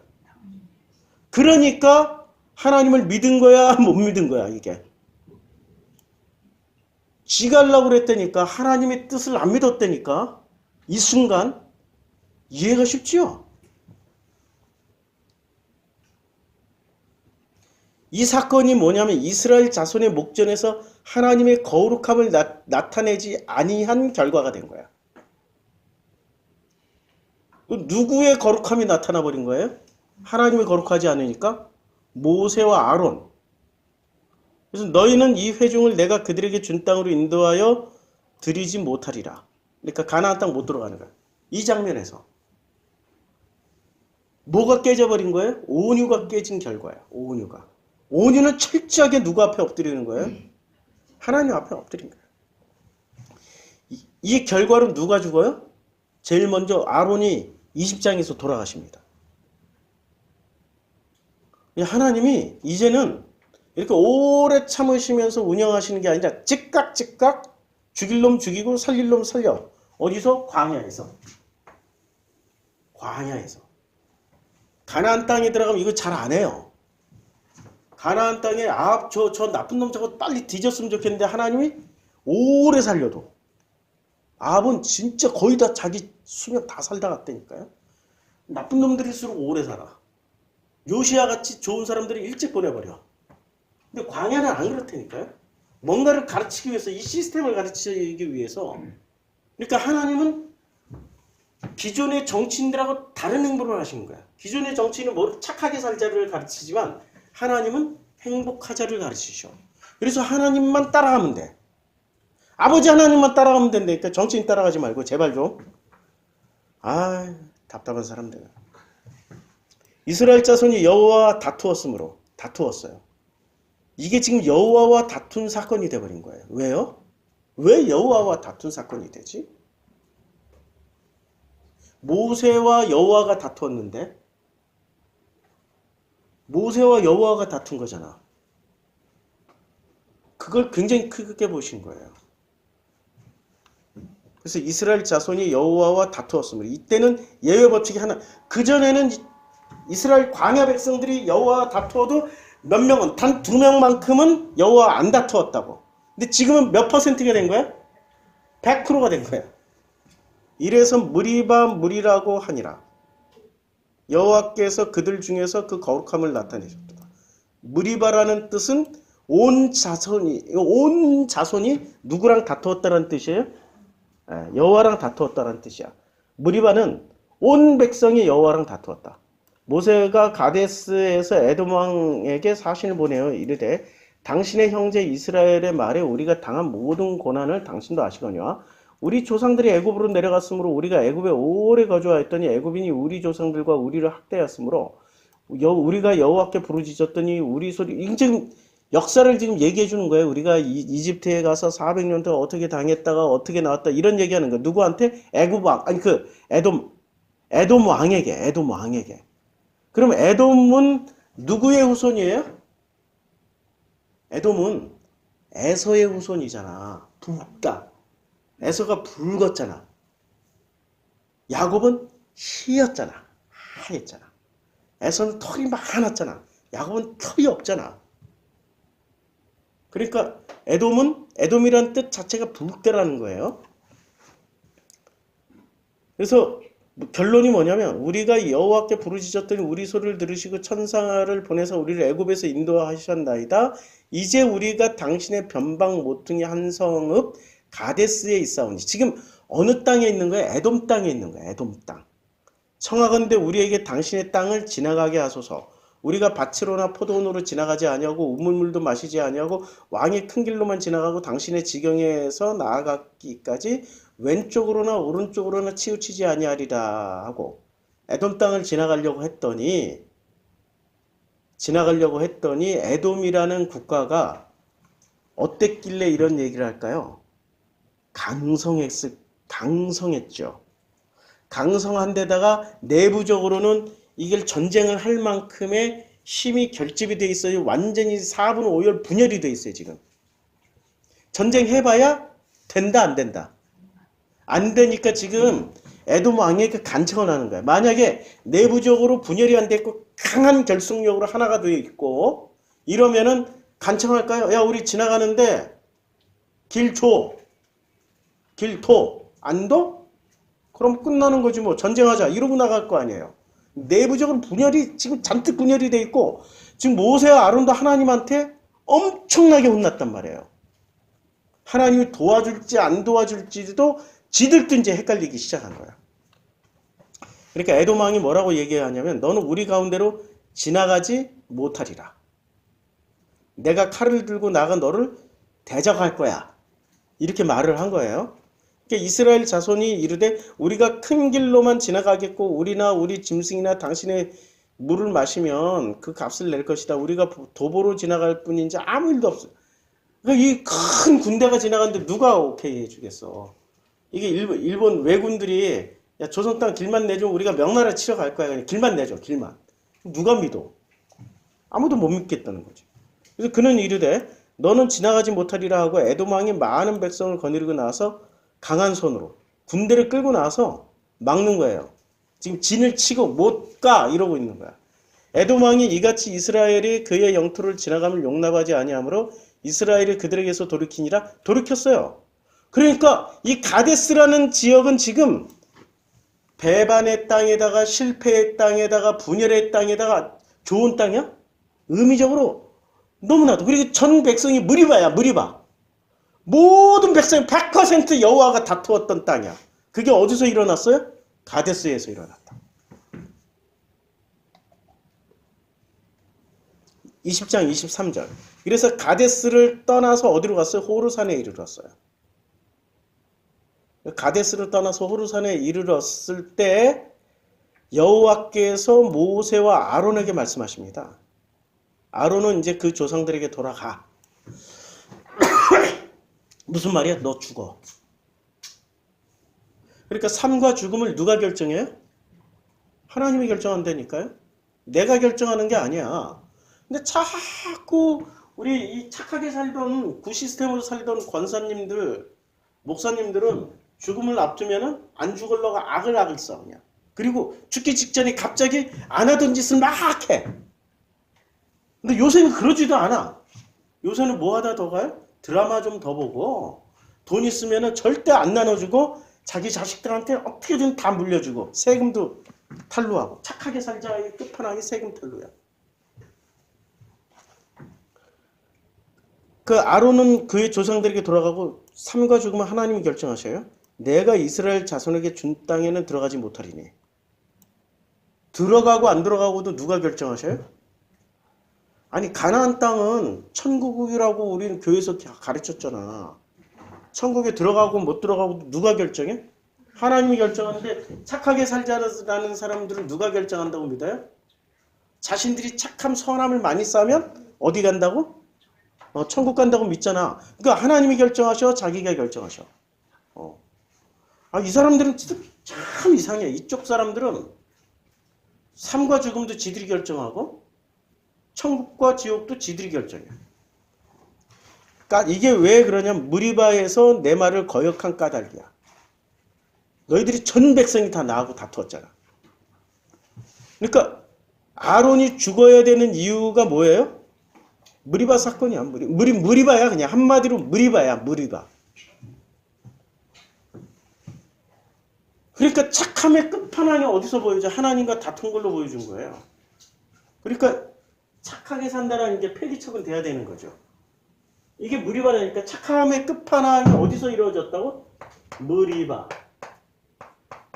이 가데스인데 원래 지명은 가데스인데 이 가데스를 뭐라고 확실하게 특화시켜줘요?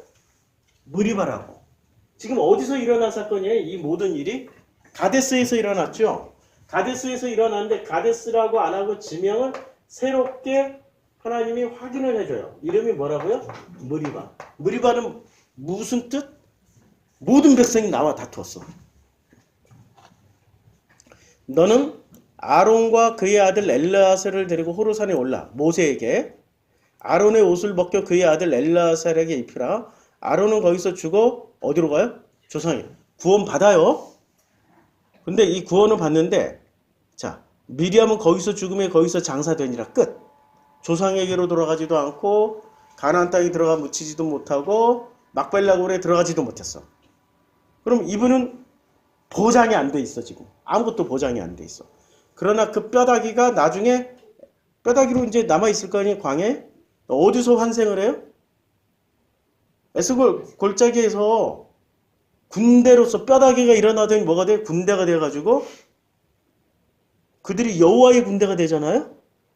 그걸로 하나님이 다시 일으켜 그 광야 1세대를 구원받는 걸 보여주신다고. 이거 가지고 뭐 문제 일으키고 뭐 그게 왜 그렇게 되냐고 그러냐고 하면은 뭐 증거를 가져오시라고. 자, 모세가 가데스에서 에돔 왕에게 사신을 보내요. 자, 이거 아까 했죠? 나도 헷갈린다. 자, 20절 넘어갔어요. 자, 아론은 그의 조상들에게 돌아가고 내가 이스라엘 자손에게 준 땅에는 들어가지 못하리니 이는 너희가 무리바 물에서 내 말을 거역한 까닭이다. 너는 아론과 그의 아들 엘르사 그러니까 옷을 입혔어요. 그러니까 이 옷이 뭐예요? 에봇을 입히고 모세가 여호와의 명령을 따라 그들과 함께 회중의 목전에서 호르산에 올라가니 모세가 아론의 옷을 벗겨 그의 아들 엘르아살에게 입히매 아론이 그 산 꼭대기에서 죽으니라. 모세와 엘르아살이 산에서 내려오니 온 회중 곧 이스라엘 온 족속이 아론의 죽은 것을 보고 그를 위하여 30일 동안 애곡하였더라. 아론을 위해서는 애곡했는데 미리암이 죽음에 거기서 장사되었을 때는 애곡했어요? 이것마저도 그냥 어떻게 보면 하나님 참 무섭도록 잔인하셔요. 아니 미리암이 속어치고 하나님께 영광 돌렸는데 이렇게 철저하게 미리암을 외면하실까? 이해가 안 되잖아요. 이해가 안 돼요. 그래서 미리암과 아론을 비교를 좀 해봤어요. 한번 쭉 찾아가면서 한번 읽어보자고요. 본문 성경에 본문 그 문구 찾기에서 처음부터 끝까지 일단 미리암에 대해서 찾으면은 이렇게 뜹니다. 그래요? 안 뜨네. 아까도 이렇게 찾을 때 잘 안 떴는데. 자, 처음부터 끝까지 자판을 잘 쳐야 돼. 미리암. 이렇게 쳐야 돼. 내가 자판을 치면 손가락에 순서로 하고. 자. 아론의 누이자 선지자인 미리암이 이제 미리암이 성경에서 최초로 등장할 때가 정체가 뭐였어? 아론의 누이예요. 그리고 선지자였어요. 아론이 그 미리암이라는 이름이 처음으로 나왔을 때가 선지자로 등장을 했어요. 근데 선지자가 죽었을 때는 비참하게 죽는 거예요. 그러니까 이게 하나님의 선지자가 아니라 백성들이 인정하는 선지자라는 거야. 그리고 아까 15장을 읽었으니까 12장 모세가 굿스 여인을 취하였더니 이제 이해가 되죠? 요거 다 공부했어요. 26장 59절 민수기 암므람의 처의 이름은 요게벳. 그러니까 모세의 어머니 이름은 뭐라고요? 요거 성경 취지에 제일 잘 나와요. 요게벳이에요. 그러면 모세의 아버지 이름은 아므람. 이거 성경 퀴즈 꼭 주일학교 성경 퀴즈에 제일 많이 나와. 요거 기억해두면은 절대 그 빵점은 아닙니다. 반드시 나오니까. 아므람의 처의 이름은 요게벳이니까 남편은 아므람이죠.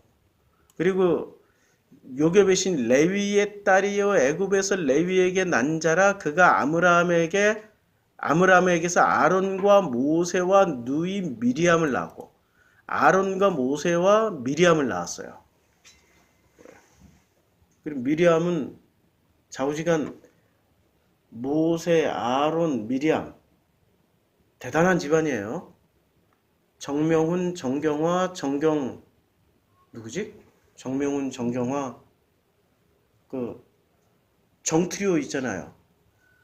아니 세계적으로 그렇게 그 천재 집안이에요. 정경화, 정경숙 아니지 이름 모르겠다. 예, 아유 좌우지간 정트리오 그렇게 한꺼번에 세 자녀가 세계적인 인물이 되기도 쉽지가 않아요. 그렇죠? 좌우지간 그래서 요게벳과 아므람이라는 이름이 등장하게 되는 거지.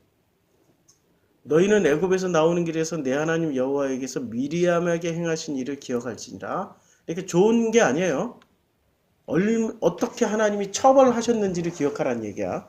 이렇게 경각시키는 거죠. 자, 이게 미리암에 대한 그 성경의 모든 그 장절 다 찾은 거예요. 다시 또 성경을 또 찾아보자고요.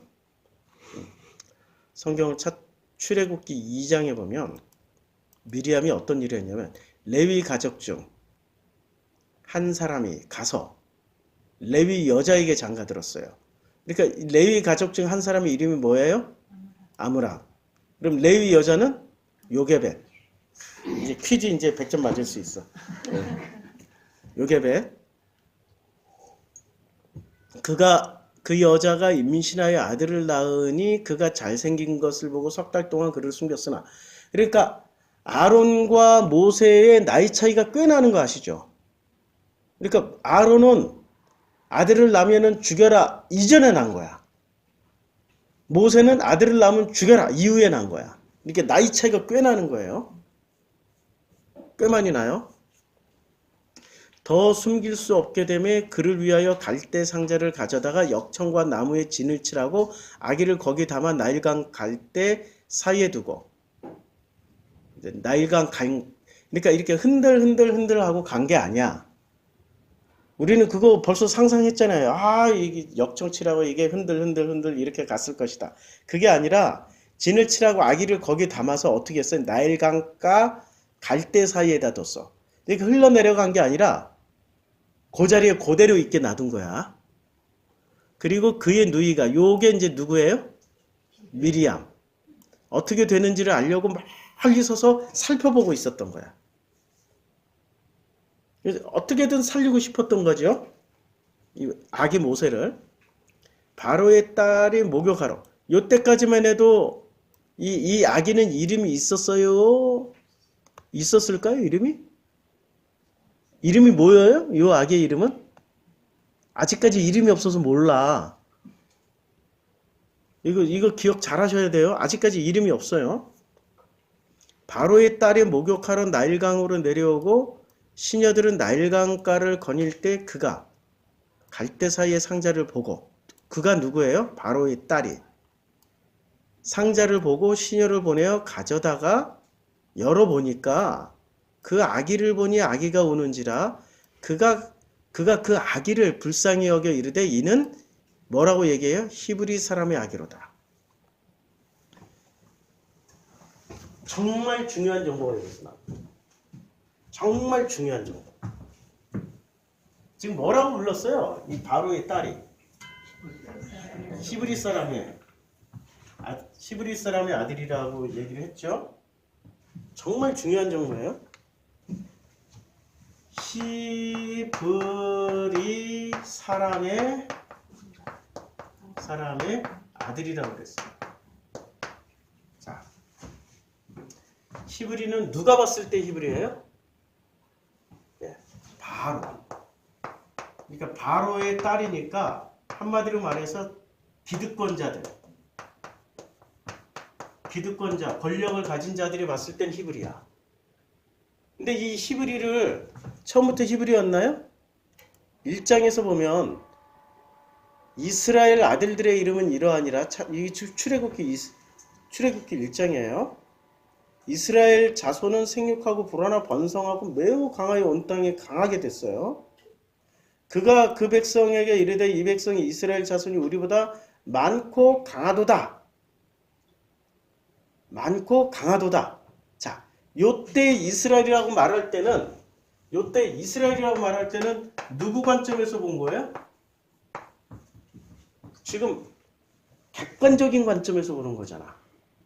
이렇게 물을 건너와서 홍해를 건너와서 애굽의 자리를 잡았던 요셉의 후손들, 그들의 이름이 이스라엘이야. 그런데 이게 시간이 지나니까 이스라엘조차도 기득권들이 볼 때는 뭐로 바뀌어요? 히브리로 바뀌는 거야. 그럼 히브리라는 말은 어떤 뜻일까요? 물 건너온 자들이야, 그냥. 이 본토 출신이 아니고 다 물만 건너오면 홍해를 건너왔던 나일강을 건너왔던 저 유프라테스 강, 티그리스 강을 건너왔던 어떤 강이든 물만 건너오면 전부 뭐예요? 히브리. 이 사람들을 요즘 말로 치면 뭐라고 부를 수 있어요? 이민족? 그러면 이주민 노동자. 이렇게 부르면 돼. 이주민 노동자. 이제 이해가 되죠? 예, 이주민 노동자들이에요. 물 건너왔으면 다 이주민 노동자가 된 거예요. 자, 이제 그 히브리 사람의 아기로다. 그러니까 이스라엘이라 할지라도 나중으로 가면은 이들이 뭐로 분류돼요? 히브리로 분류가 돼.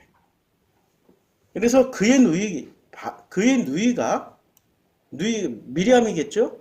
바로의 딸에게 이르되 내가 가서 당신을 위하여 히브리 여인 중에서 유모를 불러다가 이 아이에게 젖을 먹이게 하리까 했더니 여기서 보니까 아니 히브리 여인 중에서 유모를 불러다가 이게 바로의 궁정에서 이게 허락될 일인가요? 그냥 본토인 히브리 말고 본토인을 써야 되는 거 아닌가?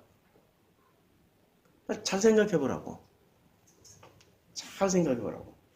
지금 바로는 여기가 이 사회가 지금 우리는 이 미즈라임, 이 애굽이라는 데를 인종이 어떤 인종이 살았겠어요? 흑인, 백인, 아시안 중에 어떤 인종이 섞여서 살았을까요? 그러면 이 공주는 백인일까 흑인일까 아니면 그 아시안일까? 공주의 피부색은 잘 모르겠죠. 잘 모르겠죠. 그 고대 이집트의 그림을 보면은 흑인으로 나와요, 백인으로 나와요. 우리는 이렇게 관념으로만 그냥 대충 생각하고 우리는 성경을 읽는데 이런 거 하나도 좀 찾아보자고. 여기 스텝에서 자, 고대 이집트 인종 인종이라고 해야 되나? 사람이라고 해야 되나? 이미지를 보면 자, 백인이에요, 흑인이에요, 아시안이에요. 참 애매하죠. 근데 피부색은 어때요? 흑인이죠. 피부색은 이래요. 자, 이게 지금 기원전, 그 다음에 AD, 현재 이렇게 돼 있어. 바뀌었지 지금. 흑인에서 백인에서 지금 셈족으로 바뀌어버렸어요. 지금 계속 피부가 바뀐다니까요? 자, 다시 그러면 모세 시대 벽화를 보면 피부색이 어때요? 네, 까매요. 근데 여기 까만데 흰 사람들이 있어. 한마디로 말해서 이렇게 무수리들. 누가 무수리를 했을까요? 네, 피부 하얀 사람들이. 그러니까 주류는 지금 바로에 따른 피부색이 어땠을 것 같아요? 까맸어. 그러면은 히브리 여인 중에 히브리들 중에는 셈족도 있고 그러니까 아시안도 있고 흑인도 있고 백인도 있을 텐데 피부색 다른 여자에게 젖을 먹인다라는 게 가능한 일인가요? 아까 벽화 보니까 가능해. 흰 것들은 무릎 꿇고 이렇게 하고 있고 이 검은 피부를 가지신 분들은 이렇게 자유롭게 서서. 그래서 바로의 딸이 그에게 이르되 가라 하매 그 소녀가 가서 그 아이의 어머니 이름이 뭐죠? 요게벳. 바로의 딸이 그에게 이르되 이야기를 데려다가 나를 위하여 젖을 먹이라 내가 그 삭슬 주리라. 여인이 아기를 데려다가 젖을 먹이고 이렇게 자기 아들 젖 먹이고 돈도 받아. 대단해. 이게 전부 누구 전략이야? 미리암. 그러니까 미리암은 어렸을 때부터 천재였다. 이제 이게 문제야. 머리가 너무 좋아. 미리암이 너무 좋아. 그리고 이 집안이 머리가 좋다는 걸 뭐로 알 수 있어요? 내가 입이 둔하였던 말을 잘 못한 아이다 모세가 그랬잖아. 그랬더니 말 잘하는 네 형이 있어. 그러니까 이 집안은 지금 요게벳 아므람 요게벳 집안은 말도 잘하고 미리암처럼 똑똑한 여자. 그러니까 머리가 졸라 좋다.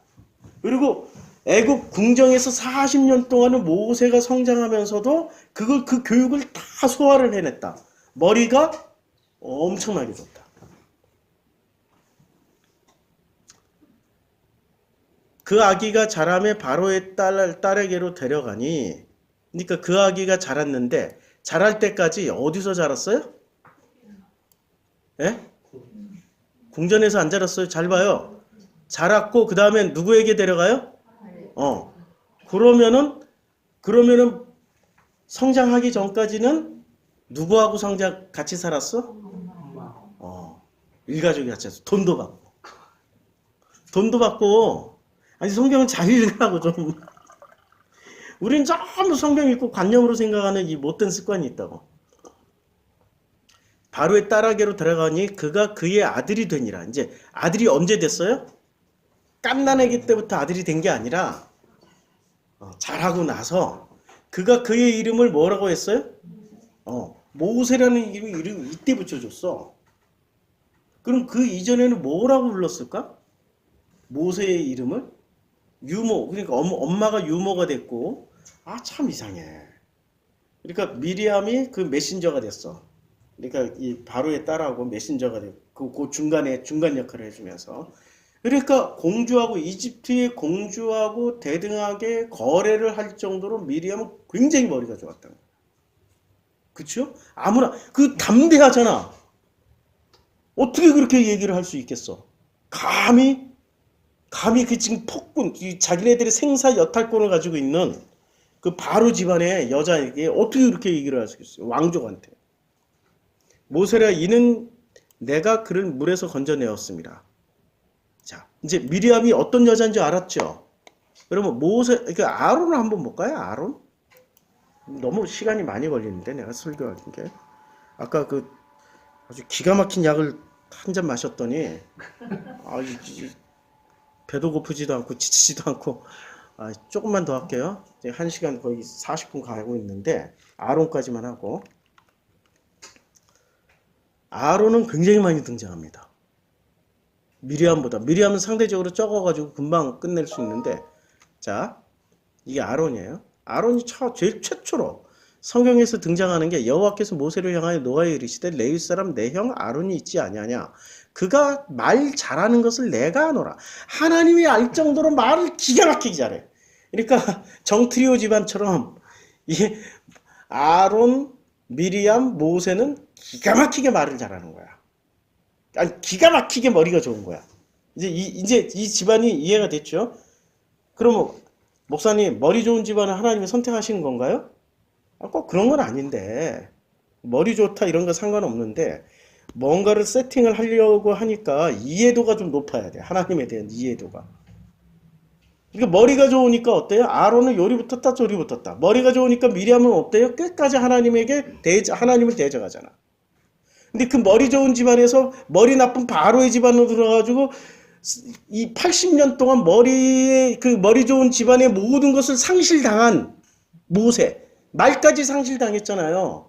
그들이 쓰고 있는 히브리 말까지 상실당했잖아. 애굽 말까지 상실당할 정도로 몽땅 빠져나가서야 비로소 쓰임받는 거야. 이해가 되죠? 머리 좋아서 쓰임받는 게 아니라 머리 좋은 집구석에 들어가 있는 그 모세의 모든 지식이 다 빠져나가야 하나님이 쓰신다니까? 그러니까 내 자식 머리 나쁘다고 걱정하지 마세요. 머리 좋으면 오히려 머릿속에 들어있는 게 다 빠져나가야 돼. 자기가 옳감이 다 빠져나가야 돼. 여호와께서 아론에게 이르시되 광야에 가서 모세를 맞으라 하시매 그가 가서 하나님의 산에서 모세를 만나 그에게 입맞추니라. 아니, 하나님이 말씀하시는 걸 어떻게 들어요? 이거 쉬운 일인가요? 이거 어려운 일이에요. 왜냐하면 사무엘이 어린 사무엘은 하나님의 음성을 들었지만 동일한 장소, 같은 장소에 있었던 엘리는 못 들었어요. 그럼 하나님의 음성을 들을 줄 안다라는 것은 이미 미리암이 어떤 포지션에 가 있어요? 선지자. 그러니까 하나님의 음성을 듣고 있었단 말이야, 미리암은. 그러니까 아론도 들을 줄 아는 거야. 모세는 언제 들어요? 이미 옛날부터 듣고 있었는데, 아니, 아론과 미리암은 옛날부터 듣고 있었는데, 모세는 언제 들어요? 나이 80에. 처음 된 자가 나중되고, 나중된 자가 처음 되는 사건이 여기서도 일어나네. 신기하죠?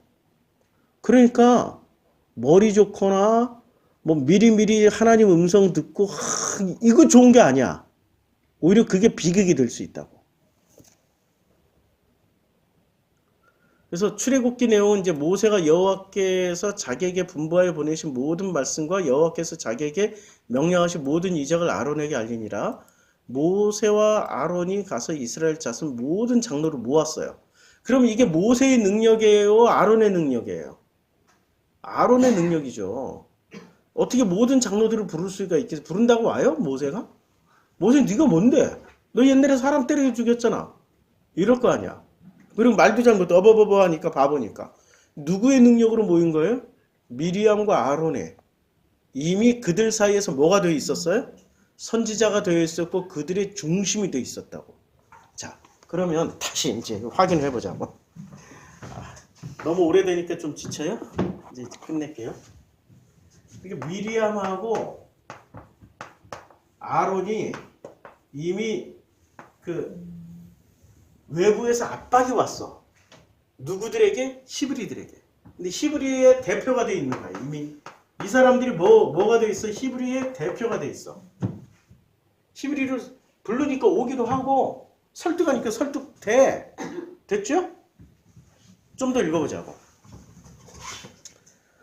아론이 여호와께서 모세에게 이르신 모든 말씀을 전하고 백성 앞에 이적을 행하니 그 후에 모세와 아론이 바로에게 가서 이르되, 이제 바로에게 대등하게 말할 수 있는 권력을 갖는 거예요.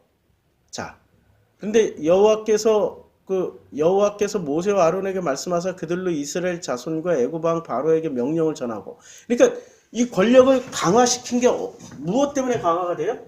하나님의 이 아론과 모세가 플러스가 되니까 하나님의 말씀을 직접 들어. 하나님의 말씀과 하나님의 말씀을 직접 전하는 메신저가 되는 거예요. 중간 역할자. 이러면서 권력이 강화돼. 그러니까 모세와 아론은 놀라운 이미 미리암과 이제 모세 빼고 미리암하고 아론은 이미 지금 히브리들의 대표가 돼서 히브리들에게 뭔가를 전하고 있었고 조직을 하고 있었다고. 이해가 돼요? 그래서 이 사람들이 9세대야. 9세대. 그런데 모세가 딱 합쳐지면서 이 9세대가 뭐가 되는 거예요? 신세대가 되는 거야. 신세대. 이 신세대의 메시지는 행복하자야. 이해가 되죠? 너희들을 행복하게 해줄게. 그래서 어디로 나가야 돼? 이 행복을 위해서 광야로 나가야 돼. 그럼 광야에 나가서 이 신세대의 중심은 원래 모세 빠지면 9세대였잖아요. 근데 신세대가 되는 조건이 뭐였어요? 모세야. 그래서 모세를 중심으로 해서 이제 누가 붙는 거예요? 아론과 미리암이 붙어야 되는 거야. 그런데 이 미리암이 이걸 받아들이겠냐고. 머리가 너무 좋아. 좋아도 너무 좋아. 그러니까 모세는 이 신세대에 하나님의 메시지 행복을 전해야 되는 이 정말 하나님의 사자로 왔는데, 근데 모세가 이렇게 되기까지는 모세는 뭐가 다 빠져나갔어요? 80년 동안? 자기가 이제까지 배워왔던, 왕궁에서 배웠던 최고의 교육, 히브리들에게 배웠던 모든 것들을 다 빠져나. 완전히 뭐가 돼서 바보가 됐다니까. 바보니까 어떻게 돼요? 자, 모세를 향하여 하나님께서 노하셔. 왜 노아요? 내 제자가 마드 하다 내야 돼. 바보 병신이 됐다니까요. 왜요? 자기가 알고 있는 것을 몽땅 다 상실당했어. 상실. 80년 동안에. 근데 미리암은 이것을 계속 강화시켜 나갔다고. 아론과 미리암은. 그러니까 자기가 알고 있는 것과 모든 것을 상실당하고 모세는 그래서 누구랑 결합을 해야 돼요? 아무것도 없으니까 가지고 있는 게 없잖아. 누구랑 플러스가 돼? 하나님. 근데 미리암은 누구랑 플러스가 돼버려요? 하나님하고 플러스가 된 게 아니라 하나님과 대등한 관계가 돼버려요. 그게 12장에서 나타났잖아. 하나님 직접 면전에 대해서 얘기해도 네가 하나님이야? 증거대봐 이러고 있었잖아. 이게 되죠. 근데 아론은 누구랑 플러스 해버렸어요? 미리암에게도 붙었지만 누구랑 플러스 됐어요? 모세하고 플러스가 된 거예요. 그러니까 아론은 100% 안 넘어왔지만 그러나 모세와 플러스가 됨으로 인해서 이걸 누구한테 물려줘요? 오늘 20장에서 아들 엘르아살에게 에봇을 벗겨서 전 백성이 보는 앞에서 에봇을 벗겨서 입혀줘. 이걸로 엘르아살에게 넘겨주는 거예요. 그러면 엘르아살은 이제는 미리암도 돌아가시고 아론도 돌아가신 자리에서 누구랑 플러스가 된 거예요? 모세랑 이제 플러스가 된 거야. 엘르아살과 모세가 플러스가 됐어요. 굉장히 중요한 사건이에요. 굉장히 중요한. 드디어 이 광야에서 신세대의 시스템이 엘르아살로 인해서 이제 만들어진 거예요. 이해가 되죠? 네. 이제 이게 정치적으로 이렇게 끝난 거에 세팅이 됐어. 세팅이 되니까 자 출애굽기 지금 출애굽기 레위기 지금 아론은 이렇게 이름이 어마무시하게 나와. 아론은 왜 이렇게 이름이 많이 나올까요? 아론의 이름이 이렇게 많이 나오는 이유. 페이지 2 안 나오네. 페이지 1만 나와. 지금 이게 페이지 2에도 엄청 이름이 이거 글씨가 작아서 못 읽겠어요. 예, 히브리서에도 나오고 신약 성경까지 아론의 이름은 계속 나와요. 그러니까 자 이제 그 민수기 20장을 설명하는 게 이제 이렇게 해서 이제 민수기 20장이 설명이 끝났는데 핵심은 뭐예요? 모세도 결국에는 모세도 하나님을 한번 배신했잖아요. 그래서 이름이 뭐라고요? 너희가 나하고 싸웠어. 그 무리바가 된 거야. 무리바가 됐지만은 그러나 모세는 언제나 지향성이 누구한테가 있었어요? 하나님. 그리고 아론은 지향성이 미리암이 아니라 누구한테가 있었어요? 모세. 그래서 아론은 미리암과 똑같이 죽었어도 미리암은 조상에게로 돌아가지도 못했고 막벨라굴에 묻히지도 못했고 가나안 땅 가지도 못했어. 근데 아론은 조상에게로 돌아갔어요. 지향성 문제야. 우리가 지향성만 가지고 있으면 돼. 이렇게 건너가고 이렇게 건너가. 이렇게 건너가. 근데 아론과 미리암은 아예 못 건너갔지만 아론은 이렇게 절반이라도 건너갔던 게 아론은 신기하게 뭐 말은 잘하는데 자기가 든 게 없나 봐. 백성들이 황금송아지 만들자 그러고 자기가 먼저 만들어서 와가지고 부하내동을 잘해. 근데 미리암은 절대 꼼짝 안 하고 원칙을 지켰어. 원칙주의자니까. 원칙. 이 원칙은 큰 머리 좋은 미리암이니까 이 원칙을 가지고 살았어요. 그 원칙의 핵심이 뭐였어요? 행복하게 살자예요. 하나님이 말씀하신 것을 잘 지켜서 하나님께 영광 돌리자였어요. 그것을 다시 말하면 착하게 살자. 착하게 살자. 결국에는 이 착하게 살자가 정답이 아니라는 것을 20장에서 얘기해 준 겁니다. 그럼 아론은 상대적으로 착했어요? 요리 붙었다 조리 붙었다 요리 붙었다 조리 붙었다 했어. 그쵸? 근데 이 아론은 상대적으로 요리 붙었다 조리 붙었다 아무리 봐도 착하지가 않아. 원칙도 없어. 그런데 하나님이 아론을 통하여서 엘르아살에게 그리고 아론의 직계손들에게 어마어마한 축복을 줘버렸잖아요. 왜 그랬을까요? 왜 그랬을까요? 이 원칙을 버렸다니까? 9세대의 원칙을 버렸어. 그러니까 우리는 원칙을 가지고 끝까지 양심 지키고 끝까지 착하게 사는 것을 제일 최고의 가치로 배웠잖아요. 근데 그거 누가 가르친 거예요? 하나님이 가르쳤어요? 플라톤이 가르쳤어요? 플라톤 거예요. 그러니까 하나님 거 아니에요. 플라톤 거예요. 어쩌면 아론처럼 모세한테만 착 달라붙거나 결정적 때 모세한테 딱 붙고 그러고 있으면 돼. 그리고 우리는 결정적일 때 헷갈릴 때는 하나님 편이야. 이렇게 하나님 편. 근데 하나님 편이라고 해놓고 꼭 누구한테 붙어요? 착하게 살자 편에 붙었던 게 바리새라고. 그것만 구분할 줄 알면 돼. 어느 게 하나님 쪽이냐만 알면 돼요. 어느 게. 아이고 설교하는 저도 힘든데 듣고 계시는 우리 성도님들 참 감사합니다. 우리 성도님들이 여기 앉아서 듣고 있고 또 유튜브로 듣고 있는 성도님들이 있어서 이 민수기 강해가 계속 될 수 있었던 거예요. 이제 1시간 50분이다. 2시간 했다. 주여. 앞으로 그거 설교 전에 먹으면 안 돼. 기도하겠습니다. 하나님 감사합니다. 인류사는 결국에는 소수의 기득권자, 소수의 권력 가진 자들을 위해서 인간의 모든 시스템이 왜곡, 날조, 변형, 이상하게 만들어져 가고 있습니다. 원래 하나님이 창조하신 세계는 이렇게 살아가면 안 됩니다. 하나님이 창조하신 세계에서는 누구나가 다 행복하고 누구나가 다 아름답고 누구나가 다 하나님의 존귀한 자녀로 살아갈 자격이 충분한데 권력 가지고 힘 가지고 심지어는 아무것도 없어도 머리만 좋아도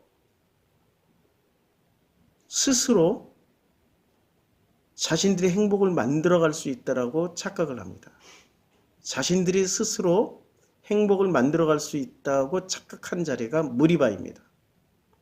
이제 무리바에서 벗어나서 아버지와 함께 아버지의 방향 쪽으로 우리는 끝까지 가는 그 광야 인생, 우리들을 기억하여 주시고 축복해 주시기를 간절히 소원합니다. 예수님의 이름으로 기도드렸습니다. 아멘.